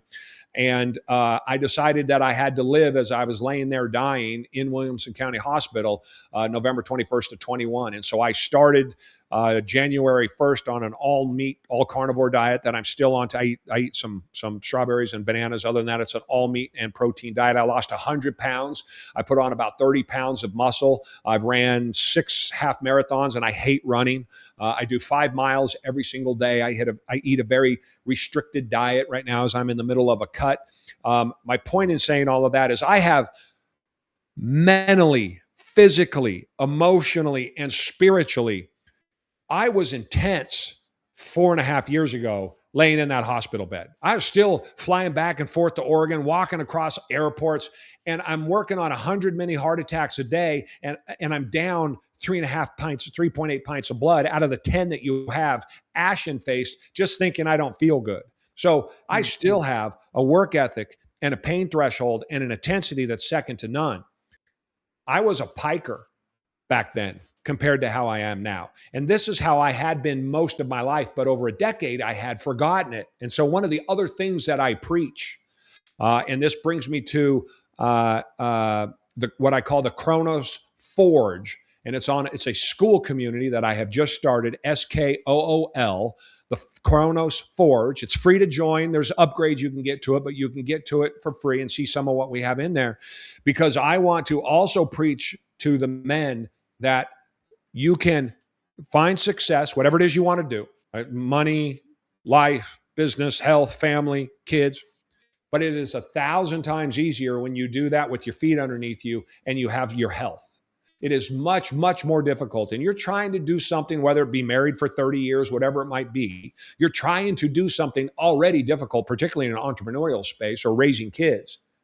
If you can do it healthy, eating what you're supposed to, getting some gym time in, it is infinitely easier, and your brain works so much quicker. I am every bit as sharp and fast and quick at 57 than I was at 35, but I think there's a good chance that I'm in better shape at 57 than I was at 35, and that contributes a lot to the energy and the passion and the emotion to go out and do all of these different things that I'm doing, continue to run multiple companies, continue to sit here and do podcasts with you, which I just love to do, and have a lot of conversations with people, simply because I can't get enough of it. I got up this morning and I had work to do. I couldn't go to the gym. I left the day in the middle of the day and went and did my 5 miles here in my local neighborhood. It was 83 degrees here in Tennessee. It was absolutely beautiful. Take my shirt off, just suck up all of that sun and just get all the strength from it. And as soon as you and I are done, I'm going to sit down and eat a super light dinner, and off to the gym I go to get my hour and a half in, my 30-minute sauna and my 45-minute lift.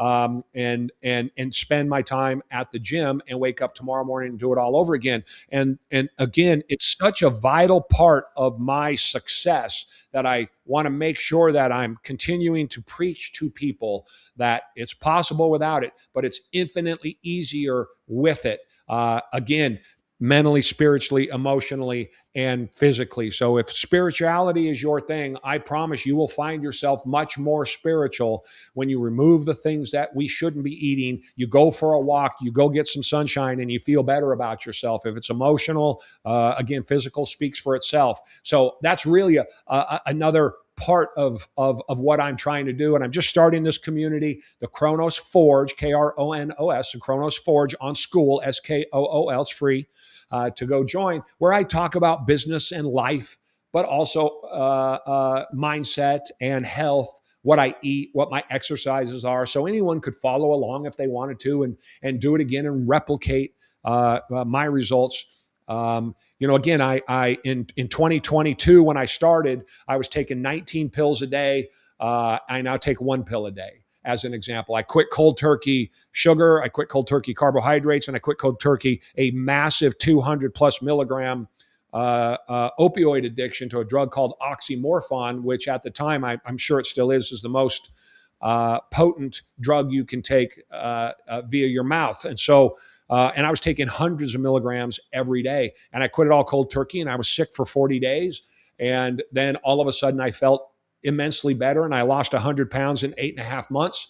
and I felt a billion times better. And all of a sudden, my first day, January 2nd, I walked a quarter mile. It took me 24 minutes. I had to stop 3 times. And now a mile takes me about 9.5, 10 minutes to run. And I'll do 4 or 5 at a time.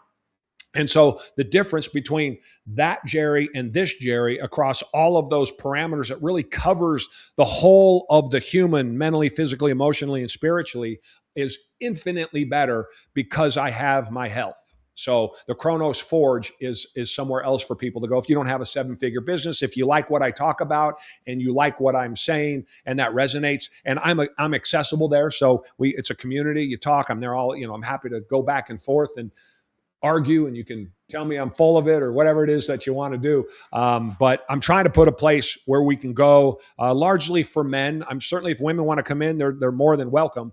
But it's centered towards this mindset and that kind of caveman approach to success, be it in life, family, home, business, whatever it might be, education, employee, whatever it might be. Yeah, you struck a chord with me talking about it too. When you start to change your health, because, well, and not only that, but getting into that mindset of the hard work and everything. Because it was just a few days ago. Honestly, it was in the car. I was on the ride home to pick up my wife, bring her home from work, and my wife of 22 years, she looks at me and she goes, "You've never looked sexier." And I went, "What?" I've heard her say stuff like that before, but she says, "You never looked sexier right now." And I said, "Okay." She says, "Well, you've been focusing on all the right things." She says, "You've been working hard on not only bringing money to the house, providing, protecting. You've been taking care of yourself, getting healthier, because I'm a big guy, but I'm losing weight and I'm getting healthier all the time. Just finished a fast. How long? Fast today. 3 days. And just water? Water and small pieces of bread. I kept the small pieces of bread in there, but just like the little raisin bread, I'm talking about, the little ones. Yeah. So I kept like a couple of those at night, just to kind of like almost like a wafer size. Yeah. So I can keep something, because I have digestive problems. So people, I'm sorry if you heard that and that made you go, "Bleh," but that's just kind of the reality. But so I have to keep something in there. But yeah, so my fast consisted of water and that, and so if I broke out today, and I had a shoulder pain that went up into my neck, all the way down into my elbow, since mid-February. It has not. Guess what I woke up to today? No pain. No pain. Yeah. No pain. I can sleep on my side again, which I'm like, yes. Yeah. So I at 310 pounds, by the time, diet is so important. And again, I went all carnivore, and have continued. Like I said, I eat 6 ounces of strawberries and a banana with my protein drink that I have at night. But other than that, I eat all protein and all fat. And even though I weighed about 290 pounds at the end of the second month, give or take, say 40 days, I felt 1,000 times better. I mean, I felt really, really strong, even though I was nowhere near being healthy. And by the time I got down 50 pounds, again, I lost 100 pounds in 8.5 months, because I just went hardcore, 1,700 calories a day. And I just ate the same thing every day because I wanted it gone.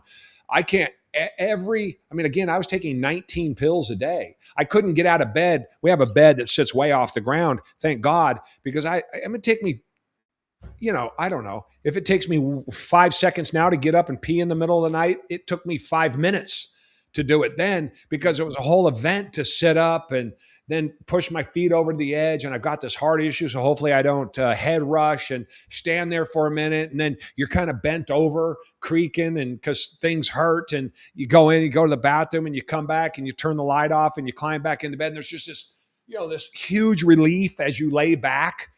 It's all gone. It was gone. It was gone when at 30 pounds down, it all disappeared, but it was down as soon as I came out of the sugar, the withdrawal from sugar and the withdrawal from the opioids at about day 40. it was all gone, and my creaks all went away, and my joints again. I got it back. I've had 17 procedures. They can't get a needle in it to do steroid injections anymore because there's so much scar tissue built in. Like I said, I broke it when I was 19 years old. So but I don't hurt. I work out 6 days out of 7. I do 5 miles every single day. So I'm doing 35 miles a week, some weeks 40. I lift, like I said, 45 minutes, 6 days a week. I sauna for half an hour every single day. And I've never been healthier. I've never felt better. There's no restrictions, and I take one pill a day. So I really want to encourage people from a successful perspective to continue to think about that. And for you, keep going, Joshua, because it will change your life outside of just being heavy. Heavy is almost secondary, but you have to understand the impact that being heavy has on people. It is another organism attached to you, and that different fat works different ways, right? Visceral fat has a very negative part to it, as opposed to the other, the fat around your, like your thighs and that sort of thing. And it affects you up here. It really, really does, more so than just being heavy and not being able to tie your shoes or whatever it is that people go through. So, and every day, speaking of tying your shoes, I will send out a video, or I'll send out a picture every now and then on social media of just my shoelaces. And I'll say, I'll never forget this. Now, it's been 4.5 years, but my shoelaces it's been 4 years. My shoelaces are tied in the middle.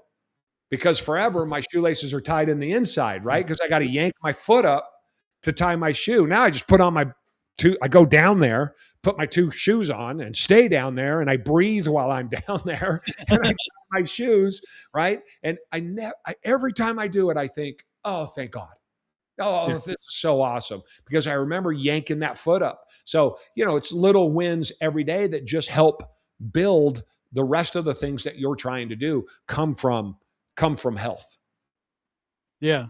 And not to mention the marital benefits. The marital bed benefits are very nice as well. As your weight comes down. Right. Yeah. Again, I know that some of the young people are going, oh, but I'm telling you, it's and I've had my weight down before. But I am very good at being disciplined. But I'm also, in the past, I have also been very good at allowing myself to be depressed, which is like a big thing with millennials. Oh, depression. But we found this year through reading scripture specifically, I don't have to hang on to that. And God said, my burden is light and my yoke is easy. So I was like, okay. And he said, and he also told us, in this world you will have tribulations, but take heart, I have overcome the world. Okay. Well, if he overcame the world and his burden is light and his yoke is easy, then what am I doing worrying about how sad I am? Mm-hmm. Who's that helping? Who does that? Mm-hmm. I mean, I'm not even talking about me anymore. Who does that help outside of it doesn't help anybody. It doesn't help anybody to list the problems that you have. Certainly I have problems, but if I sit here and list them, I go, oh, I can't do this. I can't do that. I have this going on. I owe this money. Oh yeah. Those are problems. Certainly. Who is it helping? Nobody. But if I give it to God and then I go out and, like I said, find the opportunities, God will reveal them. And guess what? You have peace. And the same thing with it comes with health too. The health gives you that clarity to be able to find those things just a little bit easier. Because 2017 was probably my best weight, and I remember that really well because I remember looking around at the world, going, "Wow, there was so much fog on my brain I never realized." Yes, right. That, and I would encourage you to keep going. And anything I can do to contribute to that. But I talked earlier in the podcast about mindset and how mindset is a superpower combined with perspective. I never forget about where I come from, but I keep these pictures on my phone of a little, it's a story from the 90s. And this little boy in Africa is making his way to a food shelter kind of place. a famine, of course, and you'd probably know the picture if you saw it. And he's crouched over on the ground, and behind him is a vulture. Of Mm. course, he's just got shorts on, but he's got nothing else, and you can tell he's starving, and his belly's distended, and his head's bigger than it should be, and there's just it was a Lifetime, like a Life magazine photo, and I believe the photographer won a Pulitzer Prize. And if I remember the story right, he then ran and got on an airplane to get out of Africa, and was asked later what happened to the little boy, and he said, "Well, I don't know." And the reality was, the little boy was 400 yards from the feed station, from the aid station he was trying to get to, and of course he didn't make it. But the guy took this picture. And so this picture stuck with me. I have it on my phone. Whenever I feel depressed, whenever I feel like the world isn't fair, and I have stories that would curdle your toes as a business owner, suits, and the gambit that runs at the world that I've been involved in. That's not a complaint. It's more of me pointing that out, that I think about that little boy, and how good is my life? Even at the worst of times, how good is my life? And my life is extraordinary. If I went back to being as poor as I was when I grew up, my life would be extraordinary compared to that kid's life. And I think that we all get caught up. And I will say this is one of the things that I think can help is men who have children, because you can kind of find a strength through children that you don't have on your own. But generally speaking, too many people are caught up in their own problems without the perspective of other people's problems or things that happen in other parts of the world. And I never forget that. I never forget. They go, "Jerry, you risk it all. You've lost it all. Why do you do that?" I said, "Because I've been poor. I know what the bottom looks like for me here in the United States, right? I know poor like people today don't know poor in the United States. But I don't know poor like they know in a third world country. But again, I know what that poor looks like as a kid. And so I'm not scared of it, but I don't forget it, so that when the pressure gets to be too strong or the stress feels like it's too much, I simply go, what in the hell are you talking about? You're going to go eat. Right? You used to not be able to go eat. And there are people in this world that can't go eat. And there are people in this world that are digging in mines at 10 years old, in flip-flops, so that we can have computers, right? There is a menu for, again, and I always go to the extremes because that's what works for me, for the purchase of children based on pre or post pubescence and how much their value is based on how many years they think that they'll be able to live in that lifestyle before they get thrown away. That's in the United States of America. So whenever I get to feeling too much about myself, or life is too hard, or the stress is too much, or I'm depressed, I go, compared to what? Yeah. Right? Now I have perspective. Now I have a superpower. Now I'm telling myself, all right, you big baby. Get up and go do what you're supposed to do. You felt sorry for yourself. You gave it 2 seconds. Reality is very different. You got a roof over your head. You got food to eat, for the love of God. You got great kids. You've had all these experiences. You're meeting friends like Joshua. Go out and do what you're supposed to go do. You just made me think of a song. Count your blessings, count them one by one. Yes. You know that song? So it's, Yes. goodness. And also the story of Job, of course, that's the one I go to. We read through the entire book of Job last year, and by the time I finished, it shifted my entire perspective, because that man, from a worldly perspective, he had everything, right? Yes. He had seven sons, 3 daughters. As a matter, he had livestock. So we assume that all 7 sons probably all had wives. That the 3 daughters probably had husbands. So they probably all had because they all had their own homes and their own families, and they would actually go between the sons' homes every day of the week, and each one would host dinner another night of the week. He had servants upon servants. He had money, just piles of it. He had land. He had all this, and in order to be tested, the devil was like, hey, if you take all this away, he's going to curse you, God. Right. And he said, no, that's my boy Job, and he's not going, he would never curse me. He's right. He's a righteous man. And so within a matter of hours, not days, not months, not years, within a matter of hours, whether by fire, wind, or sword, all his children, their spouses, their children, the servants, the livestock, the lands, gone. All he's got left is that wife of his, who we don't know. I mean, there must have been a reason the devil left her alone. Maybe she was a pain in the butt, but he, he laments. He goes into depression. He says, I wish I was never born.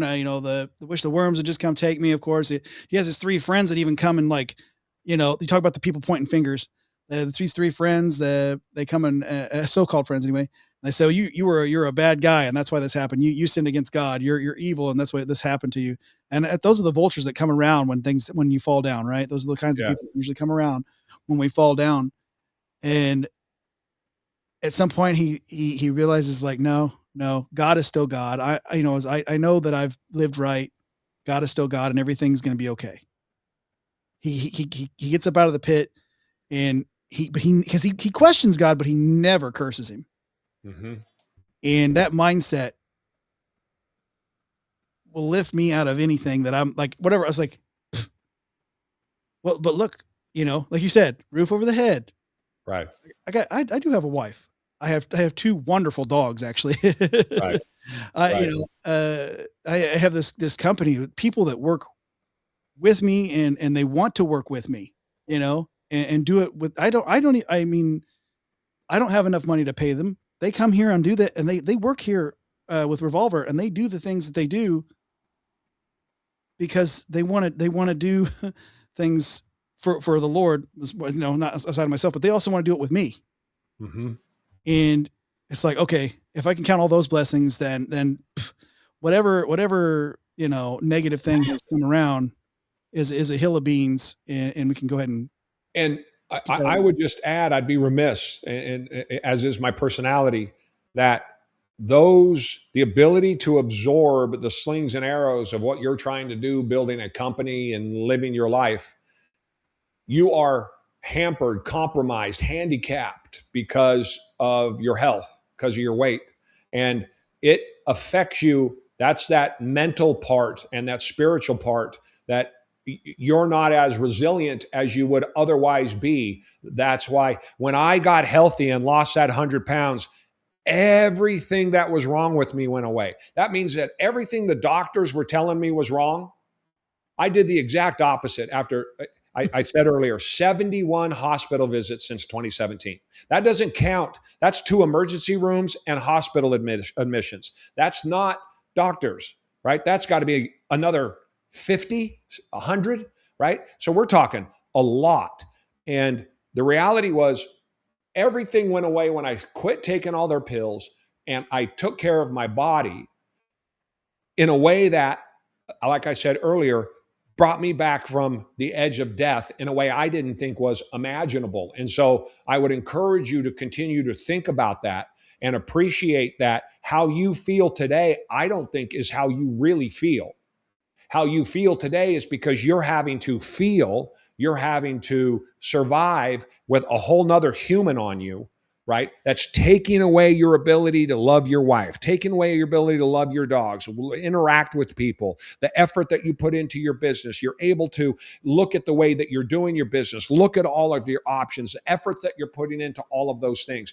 I promise you, because I lived it, it absolutely affects every one of those. And this is what I tell people all the time, Joshua, if you could climb inside of my head for 5 minutes in today's head and have a sense of where I come from and what I've gone through and where I am today, you'd go, wait, all I have to do is sacrifice what I eat and go for a walk and lift a little bit of weight for the next 8-10 months. And I can have that, right? Right now, it seems expensive. Right now, it seems hard to do, and it is hard to do. I don't want to downplay it. But the reality is the value, we don't get to go experience the value. all of us would snap our fingers and have it right now if we could. Why? Why is that? Because we know that across the board, it's very difficult to have another organism feeding off of that mental, that physical, that emotional, and that spiritual being that you are. So if I could give you some advice about your business, I would invest in my health to the greatest extent possible. And 6 months from now, you're going to come back to me and say, that was the best business advice. That was the best relationship advice. That was the best life advice anyone's ever given me. Yeah. And I can't help but notice, like the entire time we were talking, is that Larry Bird behind you over your shoulder there? You know it is. Okay. So, because you keep talking about these hard workers and working hard. And I'm like, there's my bag right there waiting to go to the gym when we're done talking. So that's what I kept thinking about when we were talking here, is it's like, that man I know worked hard. Yeah. And he, why he was so confident on the court is because he knew he worked harder than everybody else. He knew that he dribbled the basketball on grass at home in the farm, while these guys were out here living on easy street, on concrete or a basketball court. They had the ball bounce back up to them because it just naturally did it. He had to push through the grass. And the greatest, the Piston story where he's up running in the Boston Garden up in the rafters while they're doing their walkthrough during the playoffs, right? He's up there running laps. I love it. I love the mindset. Say it again. I'm sorry. I said, I love the mindset. I love everything about Bird and his mindset. Yeah, he's truly an Indiana legend, and out of French Lick, by the way, for those who don't know. But yeah, that kind of, like you said, that kind of mindset.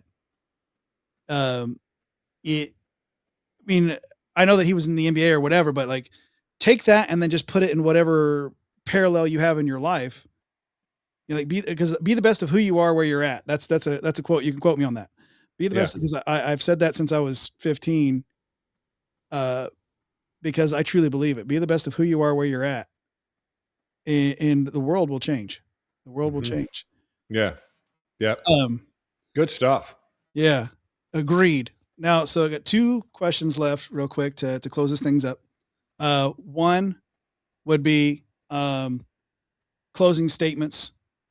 And then the following question is just to kind of think about it. If you were to end cap this entire podcast, this episode specifically about your life, and we call it the book of Jerry, what would the title of that book be?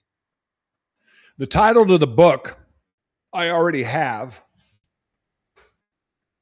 I've been talking about writing it forever. I have the book here I was given as a present about 15 years ago. The name of the book is There Used to Be Diving Boards. That's the name of the book. And that is reflective of the world that I grew up in versus the world that we live in today. When I was a kid, they had high dives. We'd go to the local Eagles pool. It would cost me $0.25 or 50 cents. Ultimately, it was $1. But in the summertime, we lived for it. And I would go all day. No food. You just go in the morning. It would open at noon, and you'd be there until they closed. They had no lights. There's no lights in the locker room, any of that, right? It was, very built in the 50s and looked like something out of, a 50s movie. But I went there all through the 70s and the early 80s and played pool or got in the pool. But they had a high dive and a low dive. And the high dive was like a passage for us, right? You got to the certain age, and if you went up, there's people waiting to go up behind you, and you weren't attached to anything in case you fell, and there was not a lot of safety equipment, and we would just go. I mean, another name for it might be is, we never wore helmets would be another name for it, that sort of thing. But there used to be diving boards, which is just a reflection on the world in which I grew up. And this soft culture that we have today, and my complete disagreement and hatred of everything having to do with it. So my story is the opposite of everything that we're taught today, starting with the fact that there used to be high dives and now there's no more high dives. Because you can't be, you're going to get hurt. So we can't have that. And you've given a lot of advice so far, but the other question was, closing statements on like the big advice to close things out here. I think Yeah, and I like the context of this podcast because it really lets us explore all of those things. So anybody listening to it, if I was to surmise it and put it all together in a quick 1 minute, is I've done things. I've come from places and done things that are unimaginable to anybody looking out from the outside, but was just the next step for me on it from the inside because I'm not a victim. So at any time, had I become a victim, I would have been like everyone else. And I'm not saying even knowingly a victim, just that mentality that infects society, in particular, a poor society where I came from. I am not a victim. And because I'm not a victim, I was able to then kind of push and follow and listen along and learn and risk and a supreme confidence in myself because of where I come from. I know that I'm going to come out on top, even if I lose. Ultimately, something good will happen. And that is just a faith that I have in myself. But the key to my success is my health, like we talked about, but also it's not my education because I have none. It's not college because I don't have any. It's not any classes or anything that you're going to learn that way. I don't have any of that. I have street smarts and I have common sense. And I've had 10,000 employees, and I've never asked one where they went to college. I never asked one how their grades are. I couldn't care. Some of the best people I ever had work for me were addicts just out of rehab that I hired because they couldn't find a job, that ended up running different companies for me. So the reality is that to anyone who feels, particularly in today's world, that things just aren't possible anymore, or everybody's out to get them, or the system hates me and you can't get anywhere, I'm here to tell you 180 degrees, the opposite is true. And all you have to do is hear a few of my stories to get some context, if you're willing to listen to it, about what's possible and what can be survived. Man, that's a great way to sum things up. If you don't mind sticking around just a couple minutes after the show, Jerry, I'm going to raid for those who are on Rumble right now. You guys are going to get raided over to our good friend Eddie Block over there on Eddie Block Films. It looks like he's taking in some news. He's watching the news, pulling in some different things in the news. So for those of you who are on Rumble, you're going to get raided out over there. And then for the rest of you, we'll see you all tomorrow morning around 9 a.m. Eastern for the morning word. If you guys like Bible study, Monday through Saturday, 9 a.m. Eastern for morning word. Bible study is just two dudes doing Bible study. So hope to see you guys there. And I'm going to tell you all to stay in trouble, follow Jesus, and I love you guys very, very much. We'll see you on the next one.